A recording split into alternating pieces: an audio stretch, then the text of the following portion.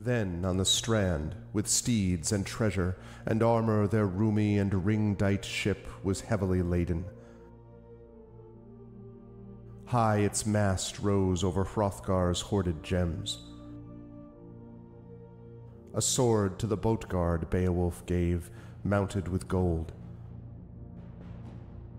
On the mead bench, since he was better esteemed, that blade possessing heirloom old.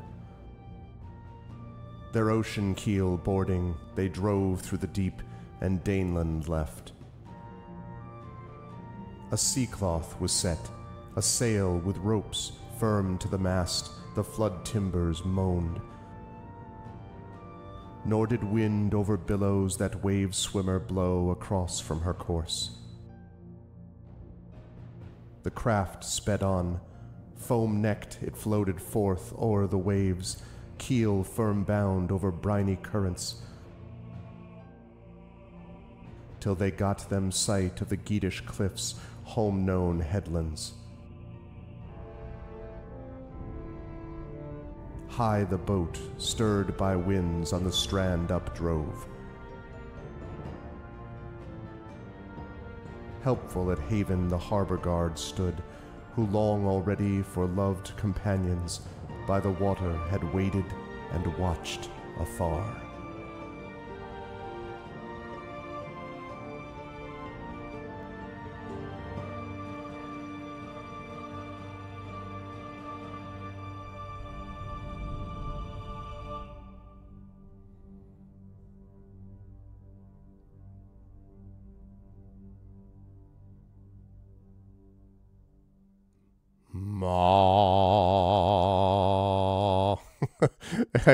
That opening is very, very cool and very like, prepare yourself for adventure. Welcome everybody, welcome Argonauts to a Tuesday stream, and welcome to the final June stream of the year of 2024. It is June 25th, 2024, and welcome everybody to what I expect is going to be a really fun session today. Day 8 of Beowulf Age of Heroes Horror at Herrogate, plus the final vote for the chat chosen game of the month. Very excited for this as we start a new chapter of the Beowulf campaign. And there's a lot that happened in the last part of the campaign that we're going to have to discuss. What are the implications? What has happened? You know, what happened next? We left on kind of a cliffhanger, I would say, at the end of the Hermit Sanctuary. So we'll have a chance to see what might occur next to our characters. But before I get there, a couple of quick reminders about ways to support the channel. If you have not done so already, please follow the channel. Please check out our YouTube with !ArvTube. And if you were over there, I noticed a couple people commented on YouTube already. Thank you. That is a place that we are really trying to push. We have moved up to over, I think, right at 1,050 subscribers now. So we are at a all-time high, and we're trying to push even further. A lot of that has been on the strength of a lot of the shorts that we've been putting out. Thanks to the work of live suing, we literally have had a short every day for, I think, the last week. And we have another short scheduled for release. In fact, there's one that released today. A new short that is released, that is going to be released there every day for the next week plus, I believe. So we have a lot of content there on the shorts level that we're pushing, plus, of course, our regular archive videos from Twitch streams and so on. So please do us a favor and subscribe there, and please also spread the word and subscribe to us over on my Gen GM's channel, where we have now passed the 70 mark. I think we're up to like 73 or 74 subscribers over at Gen GM's. So we're closing in on that big milestone of 100 subscribers over on the Gen GM's channel, which is the show done by Zach Clay and myself regarding D&D and other tabletop role-playing game master enthusiasm stuff. So definitely stop by. You've seen them come by while doom scrolling. That's good. This is a way to sort of undercut or to break up the doom scroll with some cool scroll.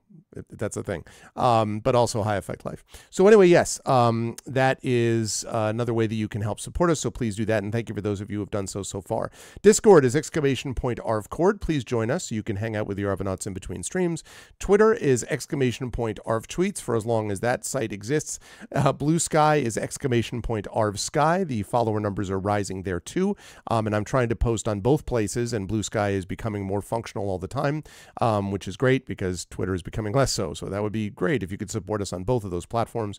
And again, the website for this is arvineleron.com. Financially, exclamation point Arv Shop is our merchandise area. We have more coming up relating to the awesomeness that is known as Expedition from the Mysterious Peaks and Eberron Oracle of War and Shire Adventures, and hopefully a little bit of work with this campaign as well, not to mention channel stuff there. So you can get cool swag for yourself and cool stuff to support the channel. Please do that. And exclamation point Arftreon is the Patreon. Would love to see that number go higher. The closer that we get that up to 200, the closer we get to being able to run another Arvanaut Idol contest. I know that there are a group of people here who kind of like the whole writing thing and might be interested in supporting writing on another level. So assuming that you are one of those people who likes this crazy thing we call writing, you're going to want to see that. Not to mention a talisman tournament. I want to run another one of those. Not to mention, of course, that it supports us in our various channel goals, like the video that you just saw. And so we can do all of that if you were able to support us. So please consider backing up the Patreon. That's cool stuff for you and cool stuff for the channel. And you can also get the inspirations to help our tabletop players, which is really cool as well. You can also sub to the channel, which will get you those custom sub badges and emotes to use here, there, and everywhere across Twitch, and everything else that I've just said applies. There are different things you can get from the Patreon than from subbing, so both of those are good things to support if you can do so. Thank you, those of you who have done so already. On the publishing front, exclamation point Icarus is my graphic novel, award-winning graphic novel from Athos Arts. Exclamation point Library, that's my Tales and Tomes in the Forbidden Library, my 5e adventure and source book from Alligator Alley Entertainment, and exclamation point Greyshade.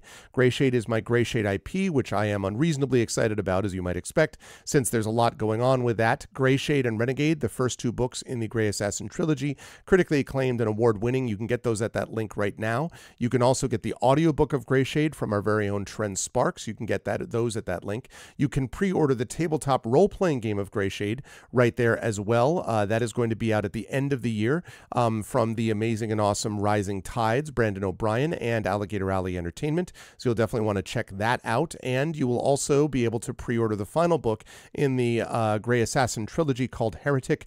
That will be out late next month. There will be an official event at Blackrock Books in Bridgeport, Connecticut. If you're in the Southern Connecticut area, would love to see you there for that reading. That's going to be happening, as I say, late next month.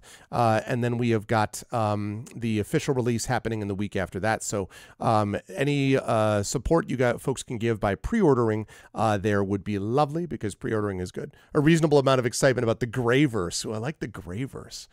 Ooh. It's like the G-verse, the Greyverse. I like it. So anyway, you can do that with exclamation point Greyshade. And as always, exclamation point BLM, Black Lives Matter. Important to affirm and assert the significance and importance of Black lives. Exclamation point Help Now, the World Health Organization page on suicide prevention. Very important to reach out to others when you need help and reach out to others when they need help as well. And exclamation point Ukraine, UKRAINE, to help the people of Ukraine as they fight back against an illegal and illegitimate war with bravery and courage, and send them message, we will do so for others in the future as well. Quick couple of notes about schedule. One thing is, please, if you haven't already done so, go here, because on Thursday, I'm going to be playing the winner of this poll. Right now, it is between 3 games: Unusual Findings, Songs of Conquest, and Mount and Blade Bannerlord. Right now, that is, let me see, currently tied, Unusual Findings with 2. Songs of Conquest has just gone ahead. So Songs of Conquest leading, Unusual Findings leading Mount and Blade Bannerlord. I'm going to close that down at the end of the session today. So now is the time to get in your votes, because I'm going to be playing that on Thursday evening, whatever the winner of that is. Today, right after this at 4 p.m. Eastern, I will be on GOGcom's Twitch channel. We have rescheduled. We had to cancel today because of a player schedule thing that came up. So we had to cancel Ghosts of Saltmarsh. We will be back next week, and of course, which is next month, and we will, of course, have 2 sessions in July, and of course the big By the Dice Roll play group session August 17th. I know many of you are planning to be there. For those of you who are, awesome. We have got our housing confirmed. We are ready to go. We are making more preparations, but buying those tickets ahead of time would really help us out. If you're planning to be there, please spread the word. It is not a big theater, but we would love to sell that place out. Oh my God, it would be amazing. So please do spread the word. It is about £7.50, I believe, £7.50, which from what I understand is not crazy expensive. Definitely covers the cost of a movie, and you'll get a chance to hang out with us and watch some amazing live tabletop play in August. But in July, we will have a couple of those sessions going on of Ghosts of Saltmarsh. So today at 4 p.m. Eastern, we will not have that. Instead, we will have more Black Geyser Ghosts, no, not Ghosts of Saltmarsh, no, Black Geyser Couriers of Darkness will be coming up. So that'll be great as well.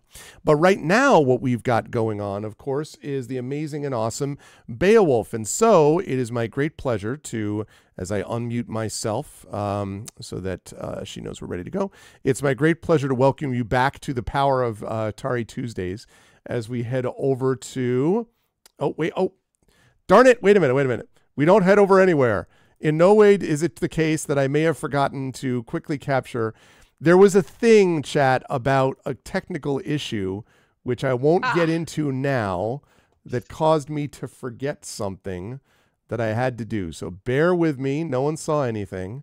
You just hear a voice. That was all that's there. This disembodied voice of someone who is well known to the channel. It is a person who is a beloved artist, a spectacular role player, an expert on heraldry, and an obsessive Metal Gear fan. Well, that part is true. And and now I have it captured, and so I can bring you over to reveal. Hang on. What have I just done? I don't know. No, nope. Stop. I did something weird. Oh, there we go. Okay. Whew. This is what happens. I accidentally switched this. Okay, take your time. I switched this to grid mode, and all of a sudden we were in big trouble. Okay, let's see. So there's this. Everyone is super excited by this. By the way, it's super cool. Ooh. Oh, I know why that happened. Okay, good. Well, that's why I'm glad. So I'm going to put this to here. Did you upset the ghosts again? I did not upset the ghost. Here we go. All right, now we're ready to go. I have everything prepared, and so we transition over to reveal exactly what I told you, which is that Tari is with us. Hello. So here we are. We are here with TariToons, and we are ready for some Beowulf Age of Heroes. Now, you'll notice that there's a bunch of question marks under Tari's character, and there's a reason for that, which we will explain momentarily. But before we do that, I want to say hi to my good friend Tari. How are you? And how's life with you and all that? And any feelings about today and about this thing we're about to reveal?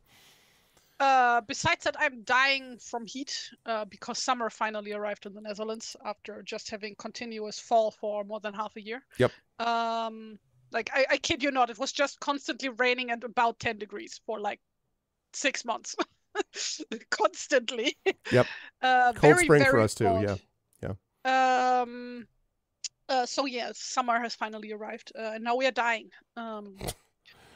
Because warm. So yeah, besides that, doing good, doing a lot of drawing. People follow me on the social medias. People might have noticed that I've been spitting out comic strips left and right. Feeling the groove, so to speak. Yeah, which is nice. Good.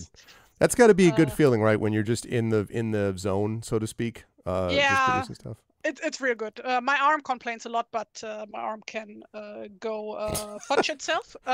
So your arm's like, yo, aren't I important to this whole art thing that you do? Listen, I do a lot of stretches and stuff. It's fine. Yeah. It's fine. You got to go do a Jean-Claude Van Damme training montage thing where you go out and just hammer your arm against a tree branch until it's so tough that one of those deals. Did I ever tell this bit on stream? I might have. I mean, I've been here for a long fucking time by now. It's true. But according to my family members, the first difficult word that I ever spoke, every kid knows mama, papa. Right. Whatever. And then the first difficult word was Jean-Claude Van Damme. Because I have 3 older brothers, so that happens. That happened. Did you know that my wife named her laptop in college Jean-Claude? And I was like, really? Outstanding. Really? Yeah. Notice, by the way, not Steven Seagal, who's a fraud, but Jean-Claude, who is the real deal. No, I'm just kidding. But I apologize to Mr. Seagal, who, despite not being as good as Jean-Claude, could still kick my ass. But anyway, so I yeah, hydrated people in the summer heat. But yes, training montages is super important in this case. So so you've been drawing a lot. You've been doing a lot of illustration. I was about to bring up something else artistic you were doing that you just told me about, but I don't know if I'm allowed to do that. Yeah, that's like published, half published, first 3 chapters. I've been dabbling in writing the past few months, and I wrote a Metal Gear Solid prequel fic, so to speak. Wait, the number that you told me is only the first 3 chapters?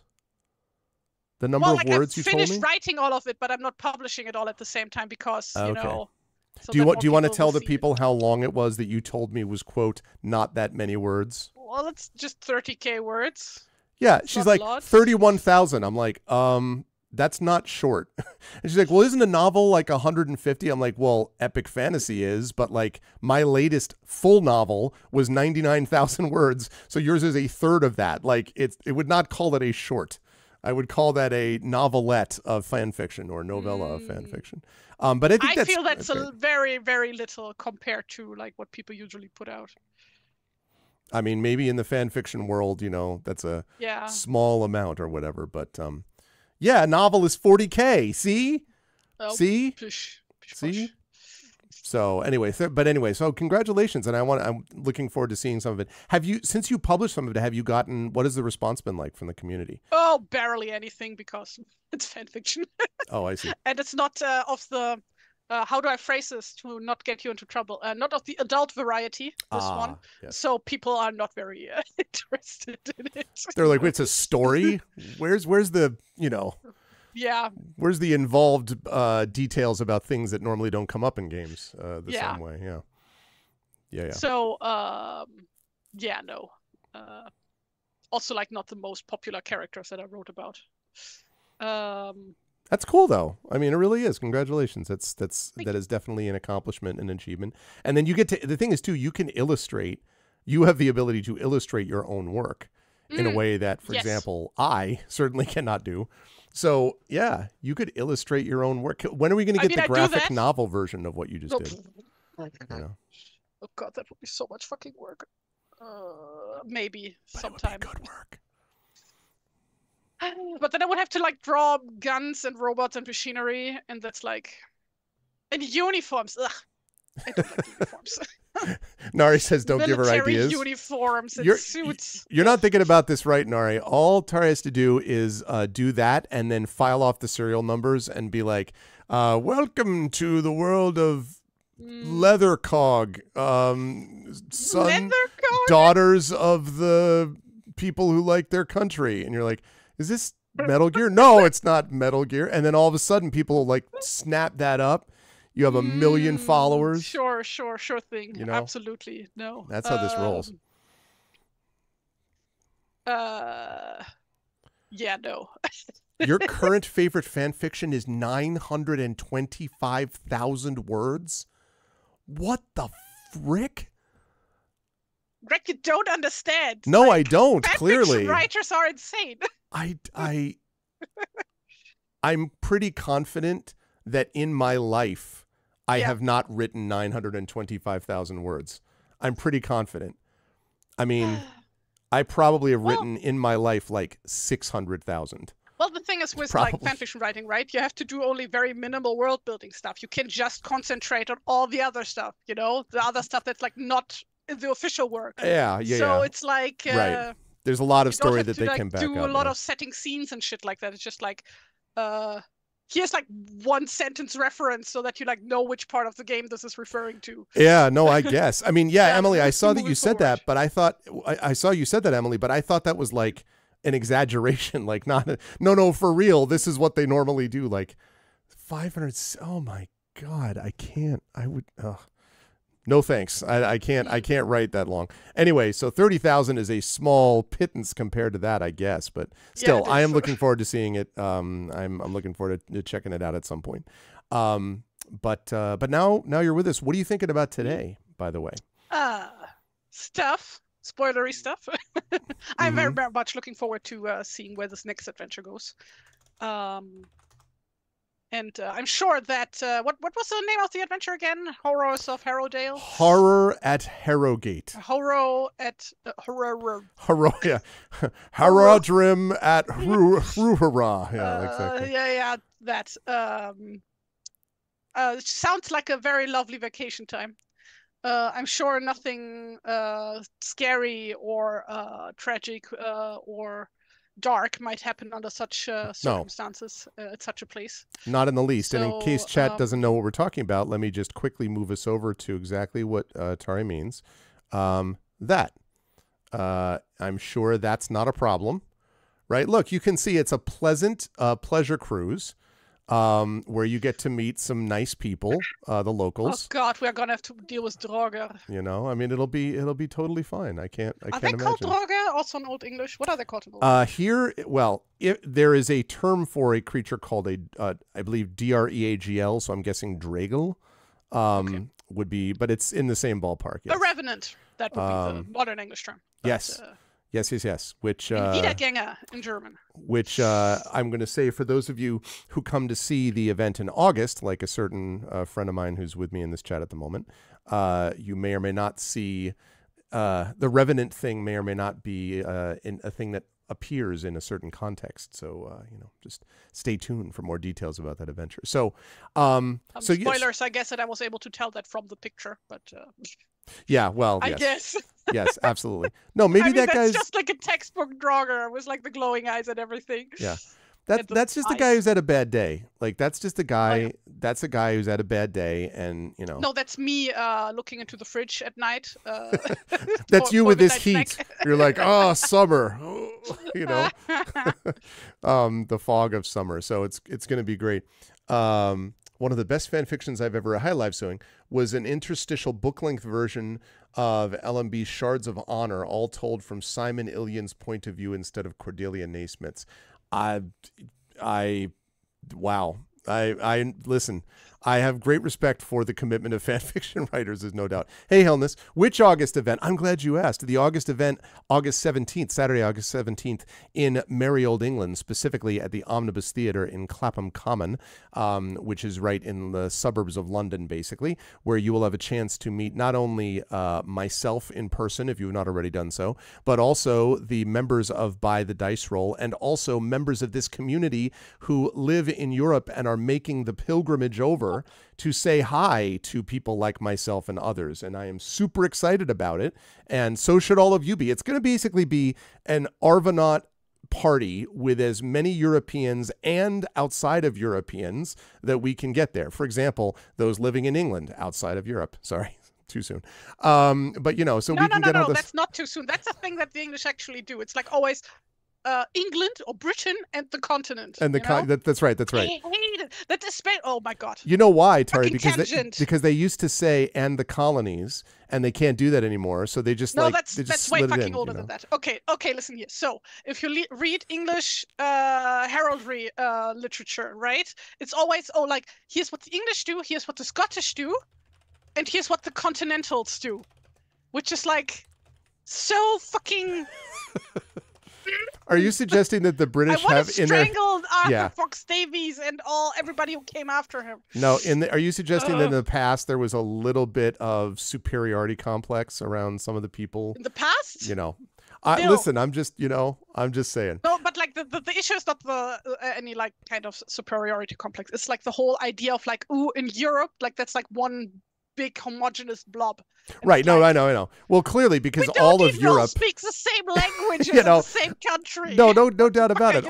Listen, there's the English and then there's Europe. So the Belgians, the Spanish, the Dutch, the Germans, the Portuguese, these are all the same people, exactly same culture. Especially all the Belgians are the same people. Totally. Right? Oh yeah. Listen, they've never had any Austrians completely Liechtensteinians, Yeah, totally. There's all that. So, but yes, that is a good point though, Hilness, that there is the Gen Con August event. That is correct. There will be an event at Gen Con, of course, as well, which is that live D&D event with authors. And I know that a certain Hilness will be there as well. So yes, Indianapolis, and then England. It's going to be awesome times. So, how does he name the Belgians first? As a Dutchman, I am offended. Well, I mean, listen, if I were to describe before D in the alphabet. that, right, exactly. Also, better chocolate than Also, the name is much older. Also, according to Tari, Belgium has a better climate than the incredibly swampy conditions of the Netherlands. I'm just reporting what I've been told, that there's a little bit of humidity in the Netherlands. Just a bit. Say that? I believe you said I am melting in the humid heat that the Netherlands calls a climate. I believe that's more or less. Yeah, but like that was in comparison to Belgium. Okay, so you think, well, yeah, but let's be honest though. I mean, fair enough. I'm pretty sure but, that the northern part of Belgium is just about the same climate-wise as Netherlands. Really? So. Okay, but the chocolate thing is still the case. You forget how tiny everything here is. Well, like, it's like. No, I don't, because you're all European. If I would like take the car now, I could be in Belgium in like 20 minutes, 30 minutes. I'm not sure. So interesting. If I took the car, I'd be in Trumbull in the next 30 minutes. And so they're gonna. It's a town in my state. So Belgium is further south, so it's warmer. This makes perfect sense. Like for comparison, okay? Yeah. The entire country of Belgium has less landmass and fewer people in it than my home state back in Germany. Now, who has a superiority complex? And like Germany is already tiny comparatively, like on a global scale, right? That's how tiny Belgium is. Belgium is not big. Yeah, but chocolate. Also, they produced Hergé. So let's also produce the author of Tintin. Those are two huge positives for Belgium. Who wrote Gaston. Right. Love Gaston. That's true. So there's also that. So you have to keep that in mind. We're going to talk about. Smurfs are Belgian. And also Belgium produced Effect Life, which produced Arcanus Bot. Arvbot. So let's keep that in mind. And obviously the Dutch produced someone that you know a little bit, Tari. So like there's also that, the Netherlands have a few historical things that are kind of semi-okay important, yes. right? The one thing that the Netherlands should be known more about, is for eating their own prime minister. Is that true? They actually ate their own prime minister at some point in the distant past? Yes, really? They did. I see. And apparently it was very civil, actually, the whole cannibalism. Which is, honestly, people like, after the stream, look this up. It's an amazing story. Belgium chocolate. Dutch cannibalism. I'm just saying. I report, you decide. You could drop Belgium into Lake Superior and have it be an island. An island with delicious chocolate. All right, we're not going to talk anymore about this. We're going to get into the actual session for today, or we're going to spend a lot of time navigating. I love how this is generally my thing, is to allow the Europeans in a Tuesday stream to argue with each other while I, as the American, sort of sit calmly by and watch this happen. Because you hope strong. That's exactly right. The island of living chocolate. Oh, it's delicious. Anyway, so Maryland is 12,000 square miles, 400 square miles. Belgium is 11,700 square miles. Wow. Yeah, I mean, but it's, oh man. Anyway, regardless, I'm looking forward to meeting people in August. I'm looking forward to seeing everyone there, and I'm looking forward to our session today. Now, in our last session, chat, we had an epic one. Let me fire up the music here. We had an epic session during which the terrible creature in the Hermit Sanctuary was defeated. But it should be noted that although, actually no, not Willow in the Light. Let's go with some Across the Moors, shall we? But it should be noted that while the group, oh wow, way too loud. Sorry. I'm sorry. Too loud. I like it, but that's a little overboard for this. Okay, there we go. While Runesild was able to defeat the dread beast, which had been released from its imprisonment unwittingly by those on the island who had basically picked up portions of the tower above which the monster had been imprisoned.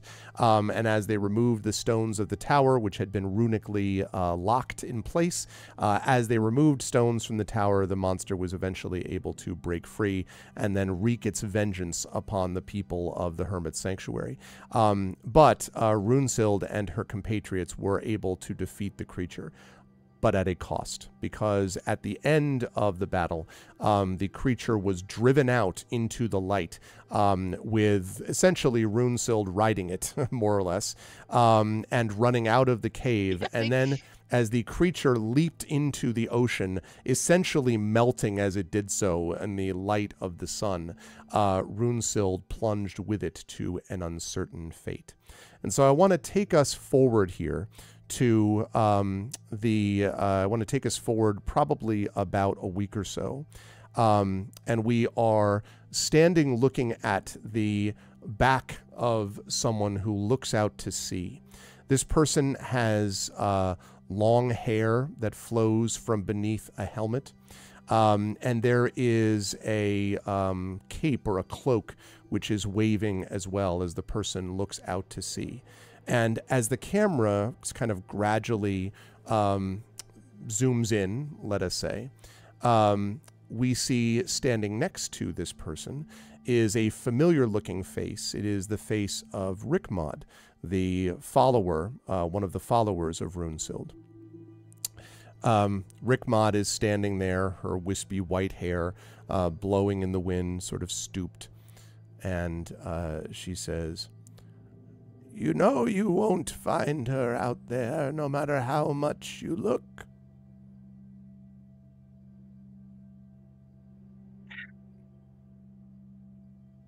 Just can't believe she's gone. She's come back from worse. She had her followers with her when that happened. This time all of you were almost destroyed. We all could have died on that island. She knew this. Well, yeah, I suppose. Are you determined to go forward then with your plan? Yeah. I think we've waited enough. How will the others feel, do you think?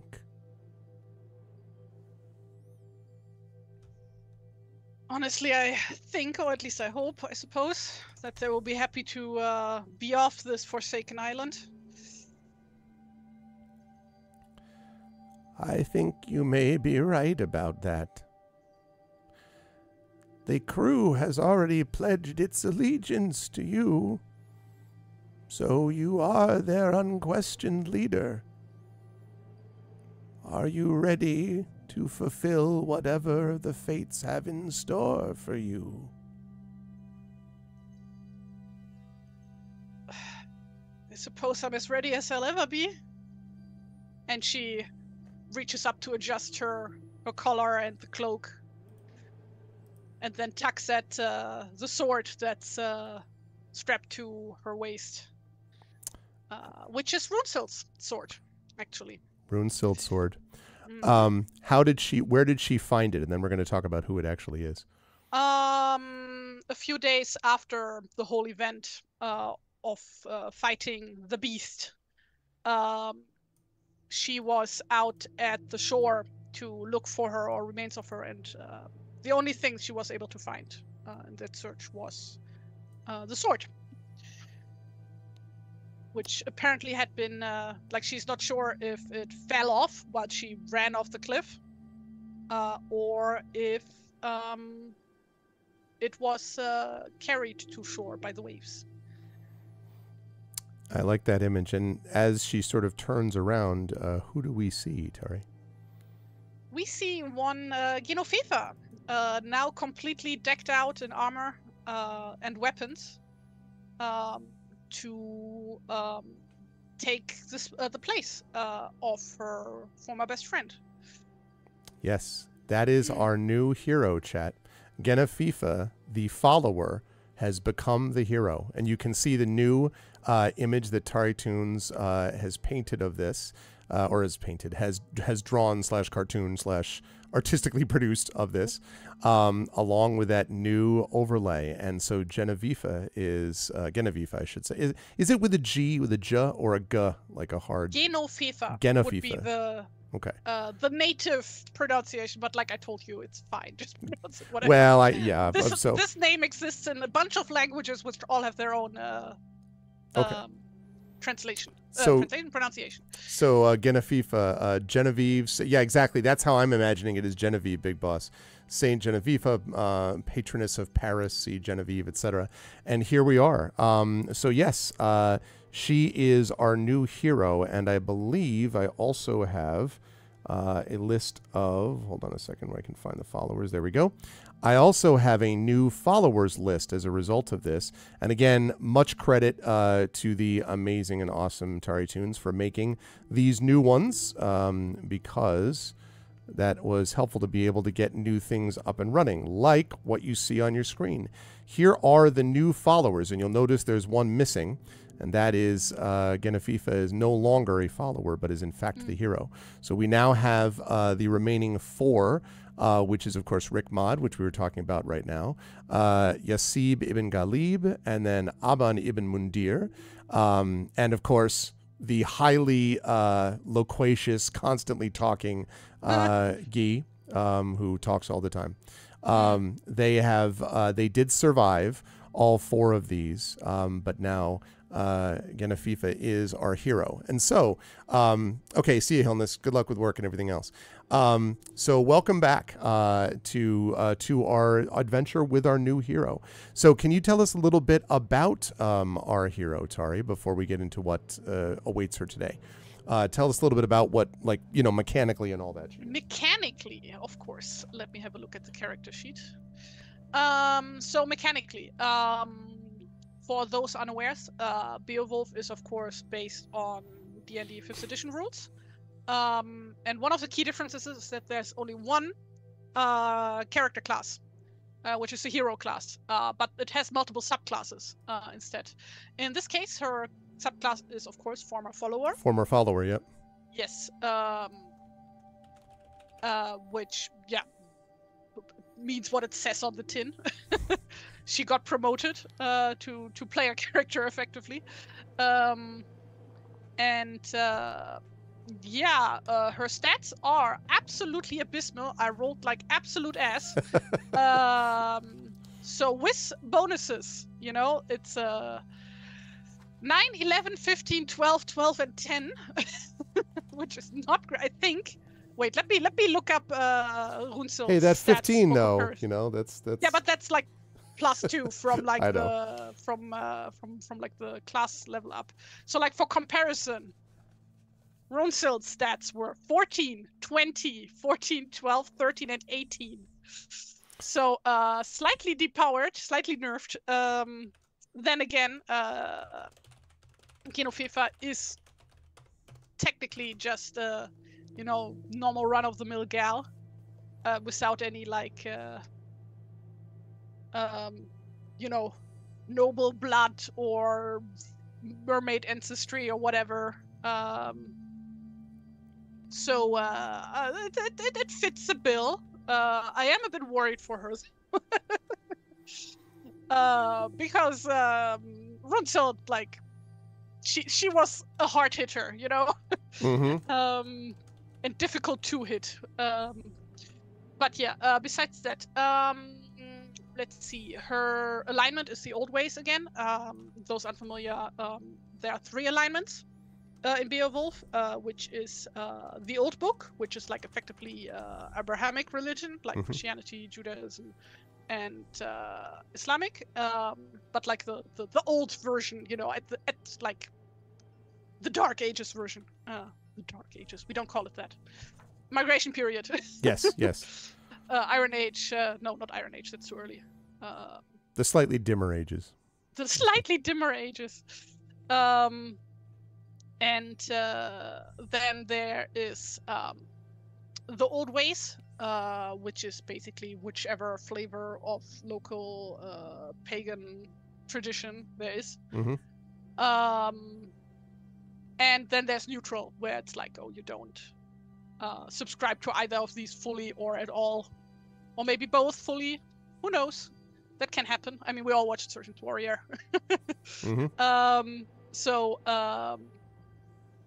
And in her case, with the alignment the old ways, she follows the three sisters, which is something that I made up because I don't like doing real world religion with my player characters.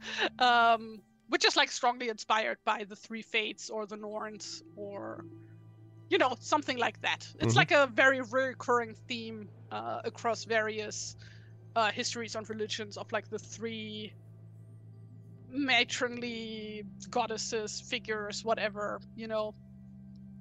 See that a lot, so I thought it quite fitting.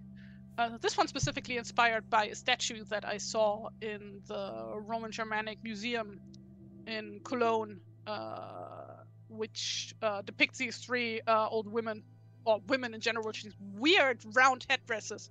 It like used to be an Ubier artifact, apparently. The Ubier being one of the tribes in the region. Sorry, history tangent can never can never resist those. Yeah. Besides that,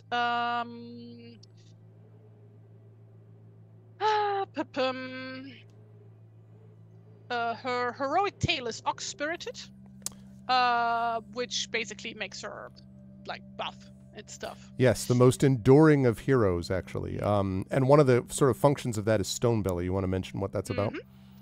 Basically resistance to poison and shit, which is nice. Yep. I figured that fitting for her because she is a brewer, so I like to think that she can handle her alcohol well. I would agree. And actually, we have her set for the third level? What do we set her for? Level. Second level, okay. Because at third level, she's also going to get something called Glutton for Punishment, where you can spend a hit die to gain resistance to one type of damage of your choice, and critical hits of the selected damage type also become normal hits, and the effect lasts until the beginning of your next turn. So in the case of the battle that was fought in our last session against a creature that was doing a whole lot of pummeling, you know, trying to resist bludgeoning damage, for example, would have been probably a good idea in a scenario like that.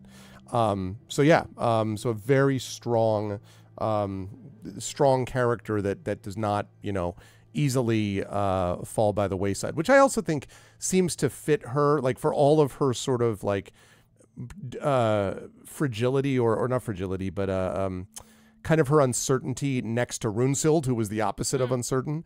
I think it's cool that in the wake of what happened to Runesild, that she's Genevieve has sort of stepped up and been like, I'm, you know, I've got to be tougher and stronger, and has sort of learned something from that process. So well, it's also you know, metaphorical in this case, because she has always been in Runesild's life be like the constant, basically. Yeah. Like Runesild like being the daring, outgoing one who's like always causing mischief left and right, and then like, you know, FIFA being like the person who grounds her.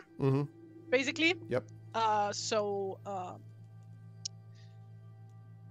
Yeah, I just thought that would reflect that nicely. I also have a surprise for Tari, which is that as I look back at the adventure here, this is not going to affect you. You won't have to worry about this today, but for our next session, I would actually like you to level up to 3, because for a variety of reasons, but one of them has to do with the nature of the adventure that you're going on. So yeah, I would like you to consider, not consider, you're not going to consider, you're just going to do it. You're going to level yourself up to 3. So as I say, that will be, you don't have to worry about that too much for today, but it is something for later sessions we'll need to have you at. So you'll have that thing that I just mentioned, of that resistance. So, nice. Good stuff. What do we have for hit points? And maybe that one you can actually roll, since you can do that now, actually. 19 currently. 19. All right. But that's pre you rolling. Now, are you going to do what you should do? Or are you going to, you know, take the roll of the dice? So, I'm going to roll since we are on stream. There we go. See? None of this, like, you know, average nonsense. It's about in accordance with the 3 sisters, you know? Oh, godverdomme. Right in the middle. Yeah, but it would have been a 5 otherwise. Well. If I took the average. So, yeah, then we are at 23, I think, right? Because you were at 19? Don't I get my con bonus per level? Yes, you do. You do. So your con bonus is, you put that, for your con you made 15, right? Yeah. Okay. I'm just incredibly bad at math. I cannot overstate. That would be, Yes. well, so that would be a +2 for the con, which means that Yeah, you're so looking at 6 that you rolled there. So that would be a 25 total, because you had 19 hit points plus 6. Yeah, sure. 25. I'm There we go. not good at this. No, it's all good. Numbers. It's all good. Okay, good. So there we go. The other thing is that you also have 2 pounds of silver, which is 80 shillings. I forgot to ask about that, yes. Yeah, 2 pounds of silver, which works out to 80 shillings. That's something which won't, the followers have been paid basically by the people of the Isle. So this is something that we're going to talk about more as we go forward, unless Genevieve also falls in battle. Maybe we'll just have a new follower take over every time, and, then we'll get to the end of the adventure with, like, Rickmod as the hero. What I was literally about to say. Gotta play as Rickmod. I slap at the person with the... Yeah, that's going to be funny. Stay a while and listen. No, it's probably not. I'm guessing that won't actually work. Oh, there, Wanderer. What are you calling a hoe? 2 pounds of silver. Kind of a different definition of pound, though, in this case, Big Boss. But in any case, so that is Genevieve, an ox-spirited former follower, a supporter of the old ways, and specifically the 3 sisters, with 2 pounds of silver, which works out to 80 shillings, 25 out of 25 hit points, and more cool stuff that we will discuss when Tari levels that up when we get to next session. Yes. But, so, I want to bring us to when we actually are more or less back in where they've landed. And this is actually not long after you've landed on your return home. As you sort of have gotten out of the boat and been, sort of taken yourself out of there. Let me remove my follower thing for the moment because we don't need that. Okay. So as you get out of the boat, you're just sort of literally disembarking, and it's starting to get, sort of things pulled off the ship that are going to be needed. Your crew is heading off there. When you hear the sound of someone who is coming up to the boat.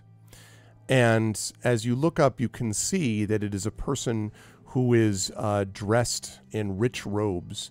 They are, have sort of like with several bits of what are very clearly expensive jewelry for the time, bracelets and a necklace and so on. This is a person with a dark red beard, although you note there are some flecks of gray in it, and sort of longer red hair. Dark auburn, really, hair, again, with some flecks of gray. Yes, and he holds a hammer. No, no, it is not Thor.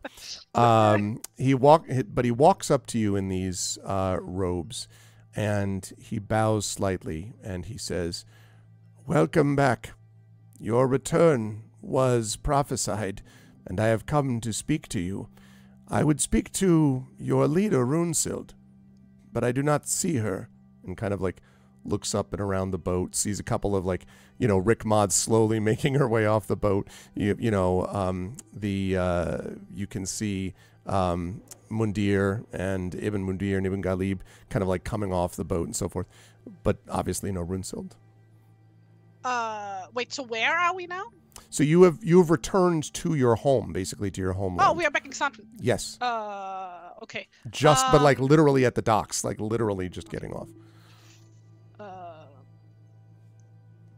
Yeah, considering that, like, no, like it takes Genevieve for a moment, like, oh wait, I'm in charge now.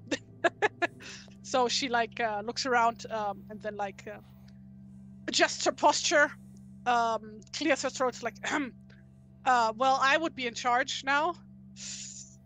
And there's sort of a pause, and he looks at you and says, "You're in charge. So you mean that what has happened then to Runesild? Do I recognize the person that I'm talking to? You do not. I do not. Although the outfit suggests that this is a merchant of some kind, or at least either a merchant or a noble, someone of higher, in quotes, station, who has a little bit of money, but you don't recognize them specifically. So since the guy has red hair, right? Yes. Is it the same shade as Runesild's? It is not, actually. Yeah. Darker, kind of like auburn, but no, not one Runesild. Okay. It's Runesild fell, I'm afraid. And there's he sort of takes a step back and he says, "That is dark. Those are dark tidings indeed. I am most sorry for your loss and ours. And you can see it, like, you don't even have to check anything to see that there's like obvious disappointment and sort of shock warring on his face. And he says, perhaps I should not have bothered you then in your grief. I'm sorry. And then he sort of like half turns around, like clearly he's sort of thrown off. No, it's thank you for your condolences. I'm no, it's all right. She would have wanted that we move on. I've known her for quite some time, quite well. So my name is Genofifa. I at your service. And he turns back and he sort of looks you up and down. He says, "I see. Do I take it then that you have taken her place, so to speak, within her band of followers? You are now the one who leads, you say?" Yes, that would be me. And he nods. You notice, by the way, Genofifa, that his voice seems almost rough or haggard, a little bit gravelly.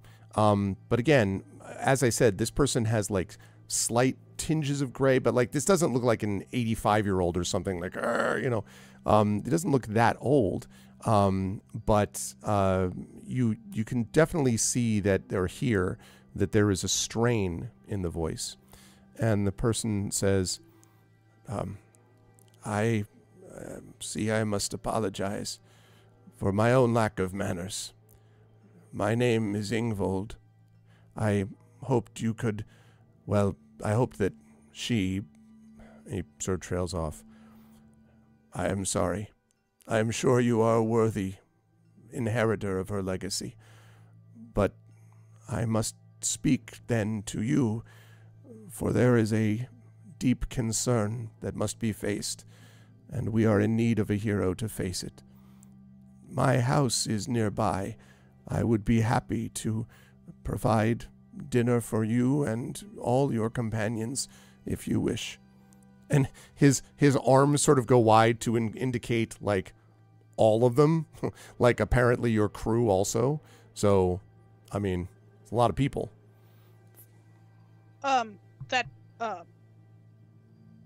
Thank you. Of course. We'll gladly come. So how far away did you say your house was?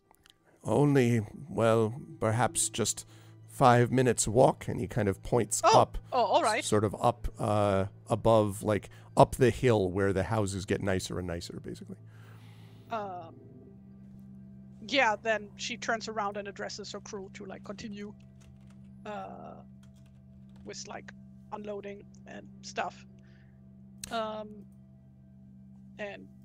gestures her followers to come along. And they all sort of fall into line, and he kind of like he nods and then brings you up. Now, in the area where you are, you know that of course the docks are where there's a lot of traffic all the time. There's a lot of trade, going on. There's a lot of comings and goings. And so people sort of in terms of like the class that you would see there. There's all kind of a mixture. But people who are the higher classes, so to speak, the ones with a little bit more resources and funding, they don't live there, right? They live higher up the hill. And the higher up that you go, the closer you are getting, you realize perhaps with a little bit of a pang, to where the noble families, including probably Runesild's own family, might once have lived. Although they don't live in this town now, but at one point that's where, like, that level of station is where they would be. And so he finally brings you to, again, about 5 minutes, he's right, to this place that has a fairly large sort of front, not exactly a lawn, but at least kind of a bit of a rolling hill. And there have been several benches placed where one could look out to the sea. And behind it is a 2-story, which at this time period is kind of a bigger deal, a 2-story home that is very beautifully put together. And you can see there are 2 what look like to be guards sort of standing at the door, each carrying spears. And when they see Ingvold kind of coming up, they, kind of snap to attention almost. And Ingvold says, "Inside, let them know they must prepare for our guests. We have much to discuss.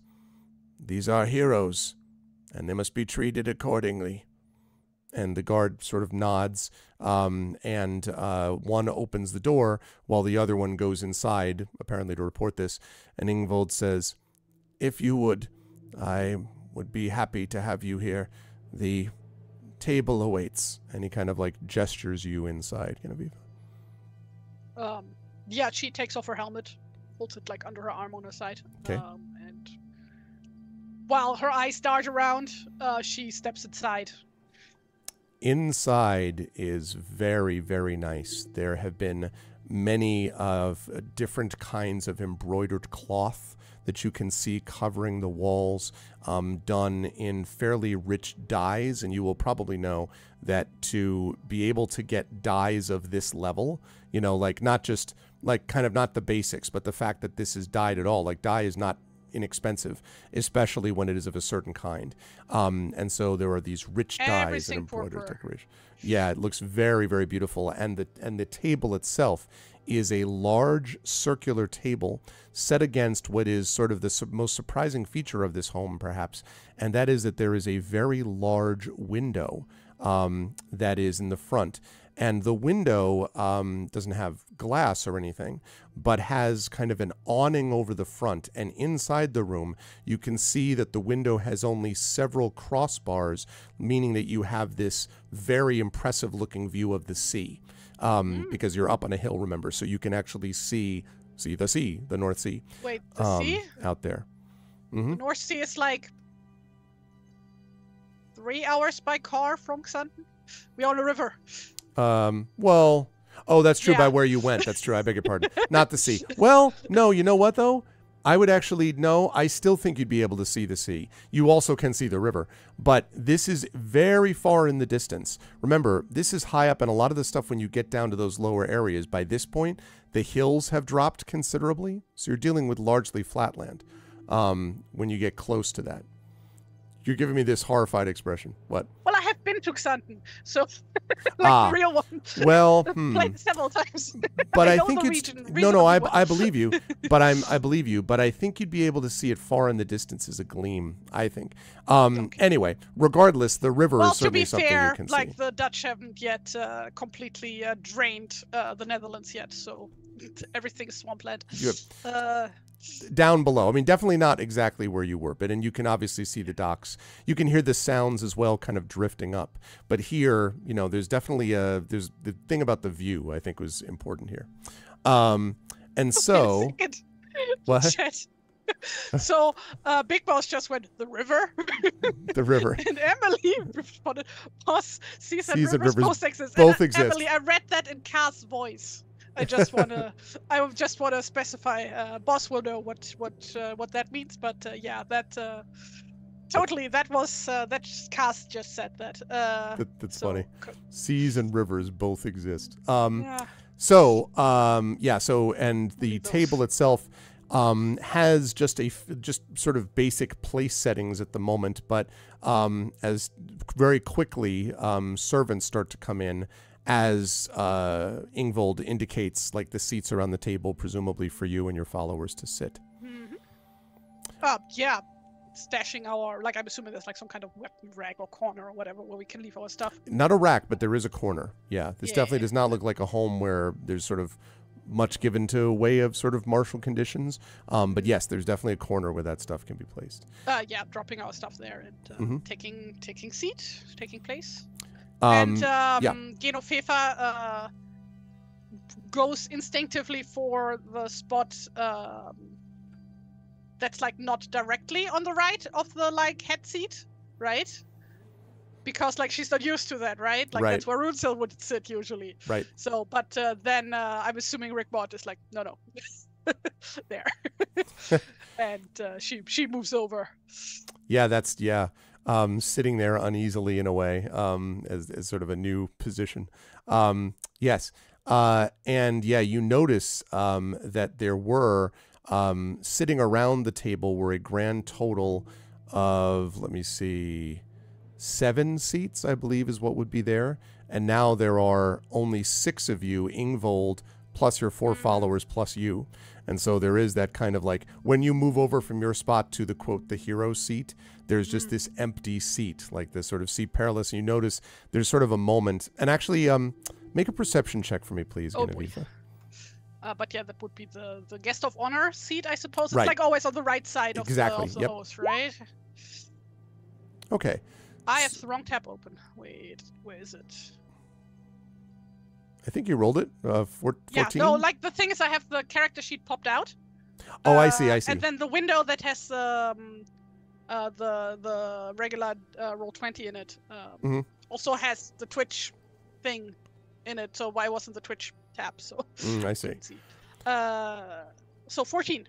14, yes. So you notice that the Ingvold at one point kind of makes this like sort of nodding gesture, and like before you even notice it, the seat that you vacated is removed, and like the place setting removed, and like the servants just quickly do this without any fanfare or anything. And your followers sit there along with you as the food is brought out. And as the food is brought out, hold on a second. As the food is brought out, I get a call. Hold on one second. I have to take this. I'll be right back. I apologize. Talk to the lovely people. Oh, God.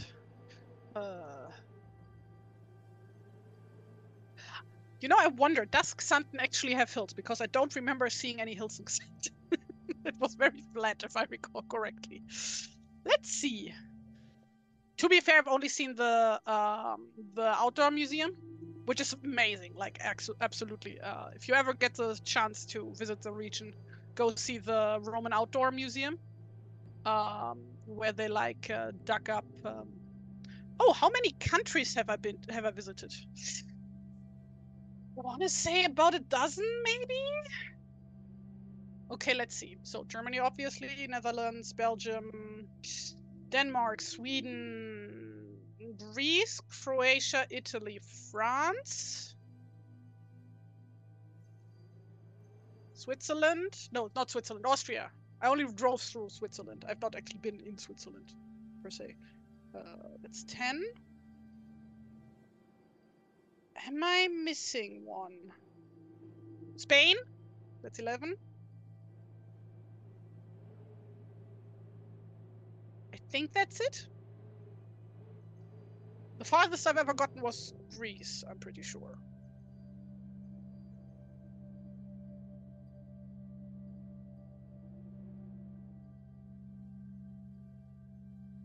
No, I've never been to the UK, actually. Just never, like, it's just not considered really a particular holiday hotspot for Germans, I suppose. And then, Brexit happened, and now it's fucking short to get there. I apologize unreservedly. I was just from my doctor's office, just letting me know that my blood work for my physical is fine, basically. So okay. So how many days do you have to live? Yeah, I know exactly. At least 365 till they test it next year. But it was It was always the same. It was a new doctor, so she was just going to call and let me know. It's very weird because I have something that's called Gilbert's syndrome, and what that means is that your bilirubin levels that the liver puts out are always a little high.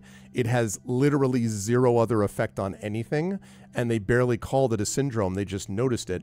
So I was diagnosed with this, I don't know, 7-8 years ago. The one thing they noted was they said it actually, those with Gilbert's syndrome tend to have better outcomes with their heart. I'm like, all right, so I have a syndrome that's good for my heart. Outstanding. So Nice. they were like, so your bilirubin levels are a little higher. I'm like, yes. And they're like, because you have Gilbert's syndrome. I'm like, yes. They're like, great, your blood work's good. See you in a year. I was like, all right, good. That's wonderful. So anyway, So, that's me. Greg, Yes. I'm pretty sure they don't have any hills in Xanten. It's all flatland. No, it's fine. Well, this isn't. Listen though.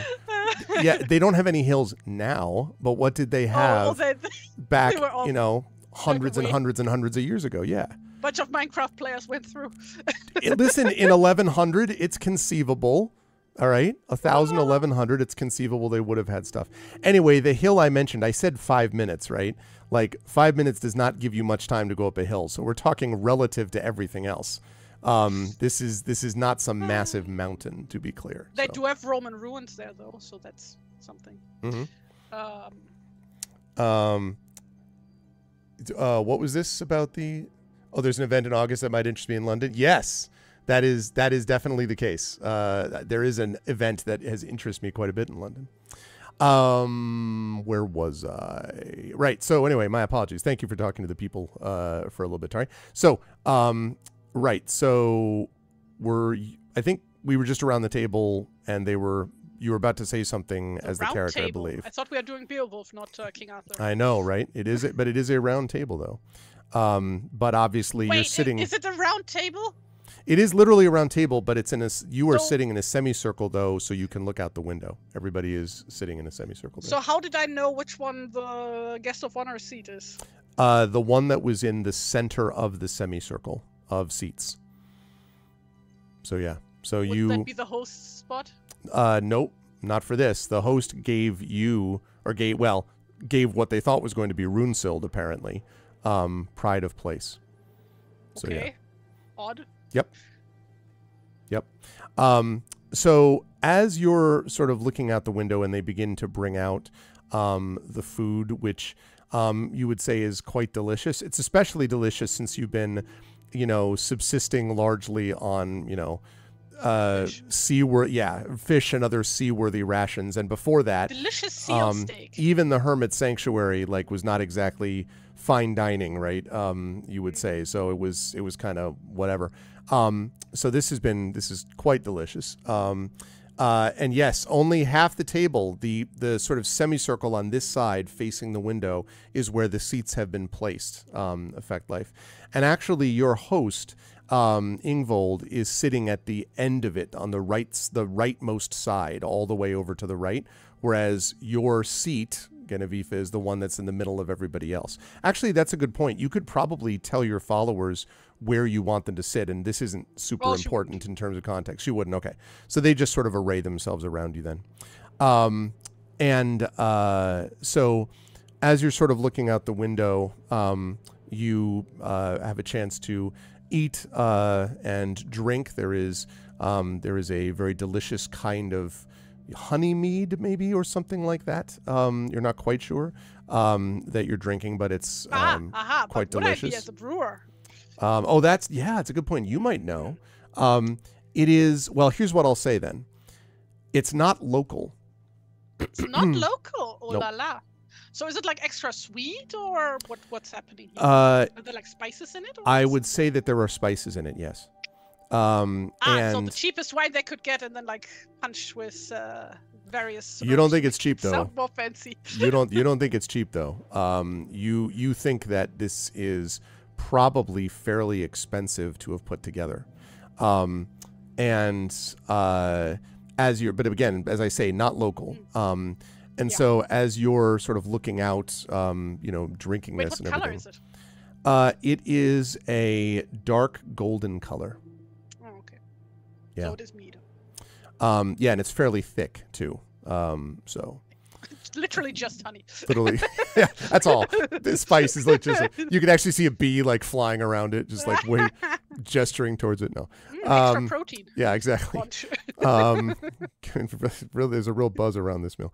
Okay. Hey. So as you're all sitting there, eventually after the meal has been settled and people have kind of pushed their chairs back from the table slightly, Ingvold, who has been mostly quiet, just sort of occasionally giving quiet instructions to his servants and so on, is waiting. And then when you're all sort of done and looking out at the scene, he says, "I hope that you enjoyed the repast that we've prepared, though not as opulent as I might have wished in other days."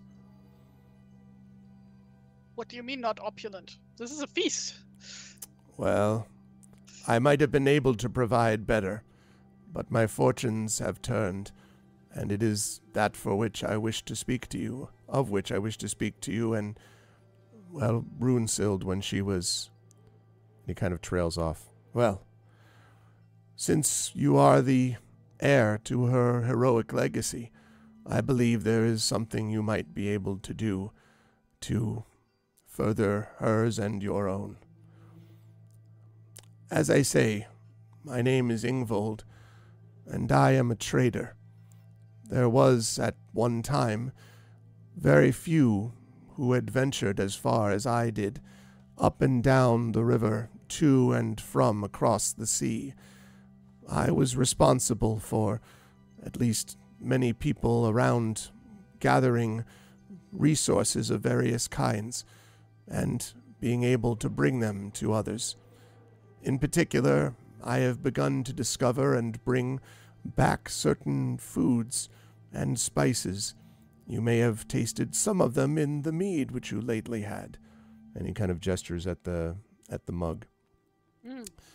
And he says, "This was at least what I used to be.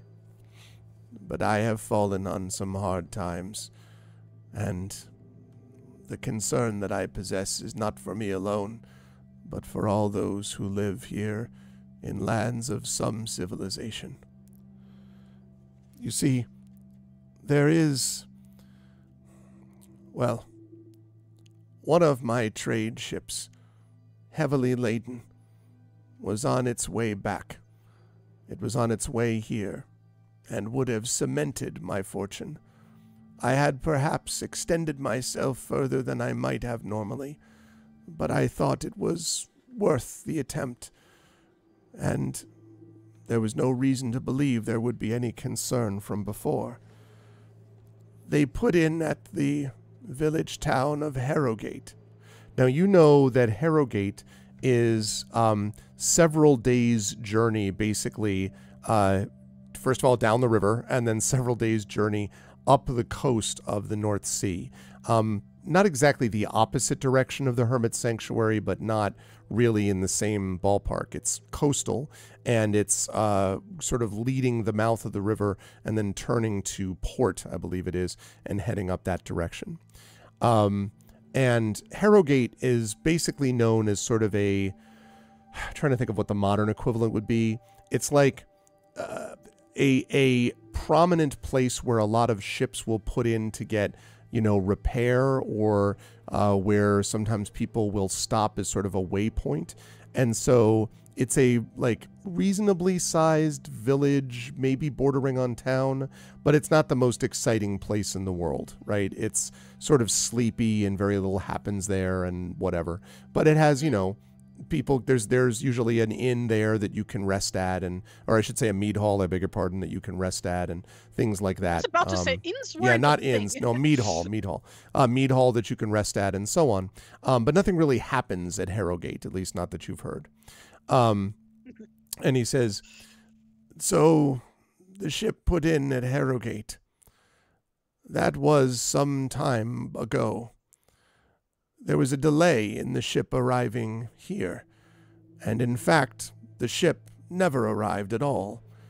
Eventually, I and some of my people went down to the mouth of the river, where it turns along the coast and heads up in the direction of Herrogate. And what I discovered when I was there," and he shakes his head, "it was late, at least late during the day. The sun had almost completely set, and suddenly I saw, coming in along the tide," and he sort of shakes his head and swallows, and you can see now that his eyes look almost red-rimmed, his bags under his eyes puffy as if from lack of sleep. And he says, "The ship itself had almost no one on it, but one man, one of my oldest and most trusted servants, whose job it was to count the goods that were being moved from one place to another. He was there at the prow of the ship, slumped over the rail, half dead. The ship looking tattered, the boards, some of them rotted away, the sails ripped to shreds, finally came up on the shore and just plowed into it, really. It didn't stop. Well, my people and I rushed over. All that was left was him. No one else was on the ship. I said, 'What has happened? What has happened to the rest of my people? What has happened to you?' He looked up at me with eyes black and dark, like pools, and said, 'Death, death awaits them.' Then he slumped over and was gone. The ship had nothing on it. No goods, no crates, not even weapons. How it had made its way down to the river is beyond me, and I could no longer ask my servant, who is now dead. With that ship went all of my fortune. What I have left now will not last me for the next several weeks. Those who still serve me do so out of loyalty, but not for pay or provision. And what I have given you is the last of my quickly dwindling stores. Something killed my people. Something killed my servant. And since then I have heard stories of the dead who walk in the village of Herrogate. I appeal to you. If nothing is done, then that route will no longer be safe. Trade will collapse, and eventually everyone will retreat to their own homes, and more will die, including," he sort of pauses, "my own son. He was with them and did not return." He sort of falls silent.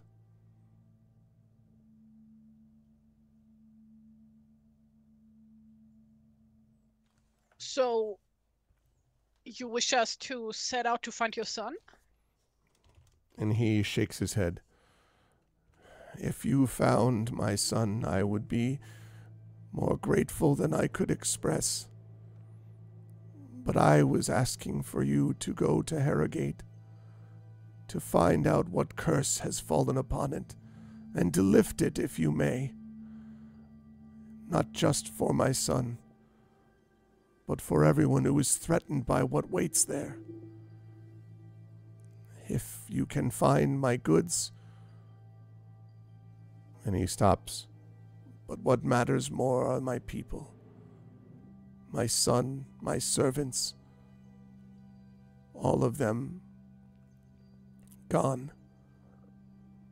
If you could return any of them, even news of any of them, I would be grateful beyond expression. And as I say, this sort of haggard voice of his does not seem to be from age, but from use. You know. So Genoveva looks a little bit lost and looks for reassurance from her followers, just like looking at them like. So Guy kind of like has been very quiet, right, as usual, and says, "The dead," and just sort of stares at Ingvold, and Ingvold nods. "That is what they say." And Guy looks at you, Genevieve, and says, "The dead are dangerous. Not monsters, but men." And then folds his arms and looks away. Rick, surely monsters are more dangerous than men, right? Guy is silent, and Rick Mod but says nothing. I think Mundir, Ibn Mundir, at this point says, "It is said the dead are more frightening, for we will be one of them someday, and that cannot be said for monsters, though men can be monstrous enough. But you say that these dead creatures, the dead are responsible for destroying your ship?" And Ingvold shrugs and says, "I cannot know." And Ibn Mundir turns to you, Genevieve, and says, "We too will have a ship. We too will have a crew and followers. What has happened to our generous host could just as well happen to us."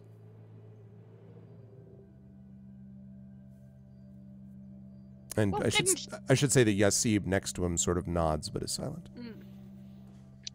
Didn't when you and even Galib come here to Xanten and joined us, like, didn't you specifically come here to see adventure and new things and the unknown? I don't know, sounds like adventure to me, even though it seems terrifying. You say that to Genevieve says that's to Guy, or? No, to Ibn Mundir. Oh, okay. And Ibn Mundir says, "Adventure, yes, but an adventure into one's own future. That may be a different matter entirely. I do not speak for myself, for we will follow you, Genevieve, as we have pledged. But I can imagine some of the crew. Their morale will suffer if they know we visit the places of the restless dead. For example, some of them may remember a loss that led them to the space of death only within the last week." And sort of there's a grim silence for a minute that sort of settles over the table. I would like to ask if I can get a legends check, to see how much Genoveva might know as far as like stories are concerned about the Walking Dead. I think that's reasonable. Sure. Let's make that check. For those not in the know, that is one of the skills unique to this game. It replaces the history skill. Plop. Oh boy, that's a 6. Great roll. She knows fuck all. I've heard that there are living and dead things. Okay, so in that case, Genoveva sits there thinking, and it's like, I mean, if it even was, the dead, like, that seems a bit far-fetched. Surely the dead can't just get about and walk around? Yeah, in fact, I was going to say that you might even have wondered a little bit about the, people get in their cups, right? They drink a little bit of this awesome spiced mead, and who knows what they'll say, right? I mean, maybe a bunch of people just sort of like, maybe the crew decided to run off with all of the cargo, and then they the one guy tried to stop them, and then they just, you know, beat him the hell up and then sent him off on the ship. Maybe that happened, you know. So you really know very little about that, except to say there are, of course, I mean, this you can do even without a check, that there are numerous stories about the restless dead and the, you know, Dragles and tombs wait, and actually things no like one. that. Actually, no one that I can use for this. Okay, you so do? the one story that she does know is the one, because that's like an old tradition, right? That you go into the grayfields and cut the nails and hair of the dead, so that they don't get angry and get back up again. That's fair. And so, yeah, so she's aware of these things that can actually happen. Of course, you know, Runesild always denied that this was like, you know, like whatever, like who, you know, who cares? Because it's also the kind of thing that, you know, mothers would tell recalcitrant children, you know, like if you don't behave, you know, the creatures. Oh, it's one of my, I love that word. Mostly because I like saying it, recalcitrant. It means a child that doesn't want to behave, basically. Not just a child, but anybody. So recalcitrant means someone who doesn't want to actually listen to what you're saying. Recalcitrant. Recalcitrant. And so, but anyway, it's the kind of thing you do basically to tell kids to straighten up and fly right, more or less. And so it's possible that that's the case too. No presents from Santa. That's right. But having said that, you do know that that certainly Rickmod does not seem to have that same feeling. Hold on a second. Would you please focus, camera? Here, focus on that. There you go.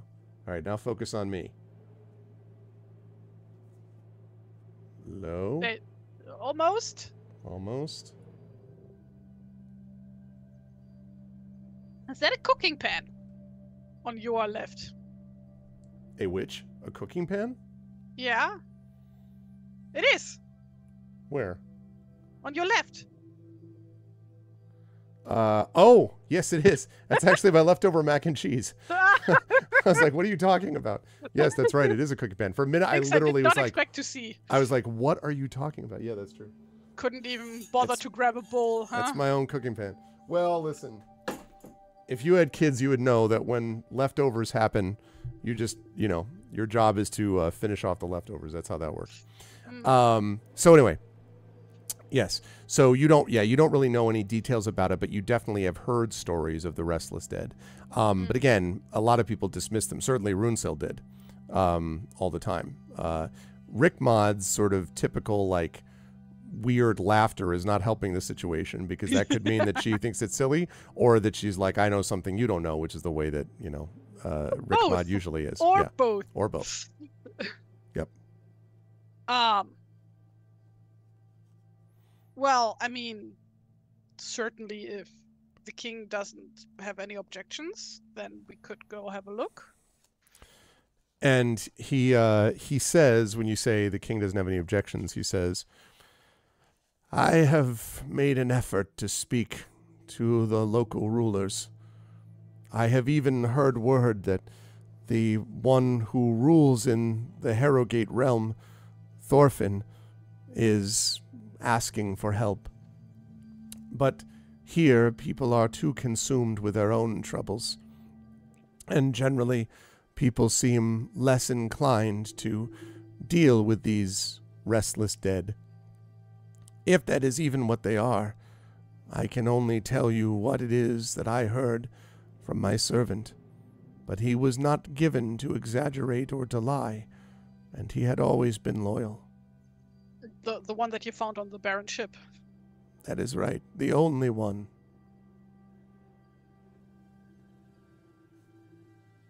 And she looks again around at her followers and tries to think, what would Runesild do? And then goes, well, that certainly sounds like a dangerous endeavor that we would need some recompensation for.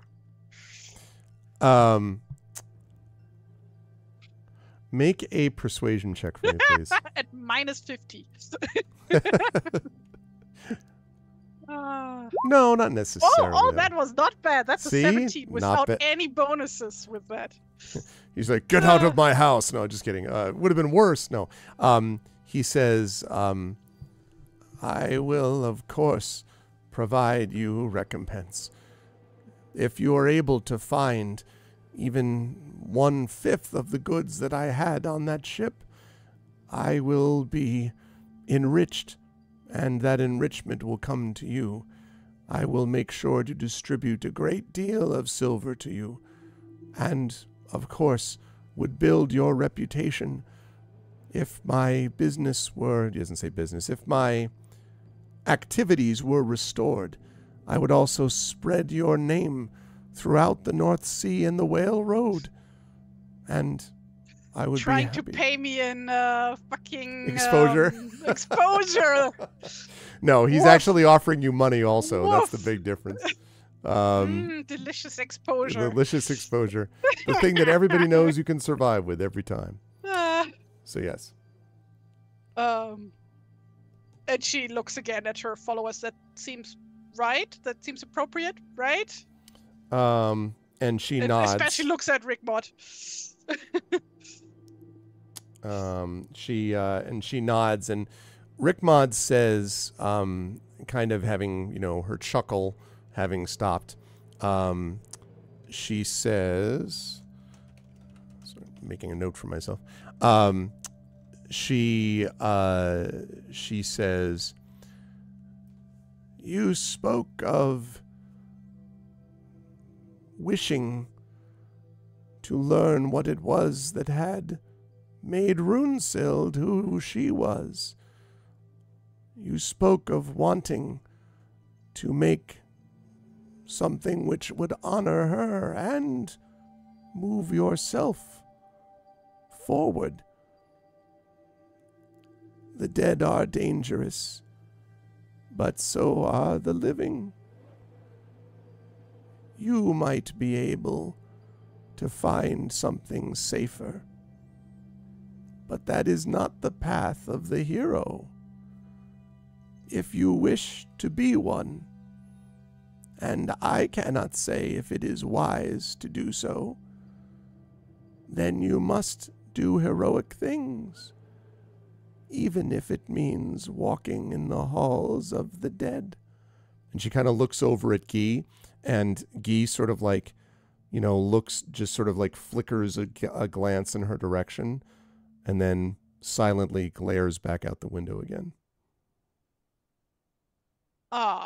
Well, in that case, thank you very much for the offer, sir. I will then go speak to the king to get his blessing, and then we'll get back to you.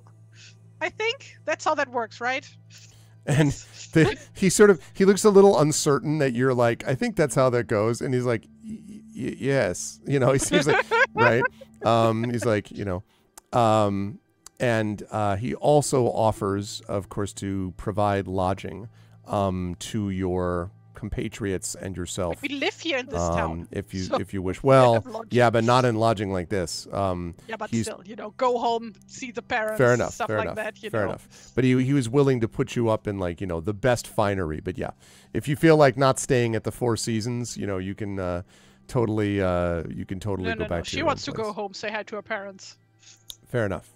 And she also needs to talk to the king. So yes, that's true. And the king here. So we're really talking Runesild's father, right? Not her father. Her foster father. That's right. Her adopted father. Yes. Foster father. No, it's like, I don't know how to explain that in English. It's like this whole award and, I guess, benefactor. That's the wrong word. Or patron. He's not a patron. Well, he's more than not patron.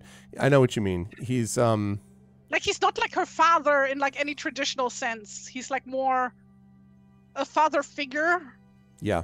Like the person who provided her food and lodging and everything. Yes. And who was he didn't raise her per se, but she was raised in his house, so to speak.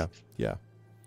Guardian, I guess. Yeah, that or ward. She was his ward. That might be another way to put it. Yeah, I think so. Hi Gregory. Yeah, guardian, godfather in multiple ways. So, okay. You come to me on the day of my daughter's wedding. My daughter's wedding. Oh man, the Marlon Brando. Clearly is how I should run. Why have you come to me when Runesild is no longer with us? Need to stuff tissues in your cheeks first, otherwise that doesn't work. Where are you? Yeah, exactly. So as you come up, someone on the harp is playing. So anyway, one day, exactly, Prince Just.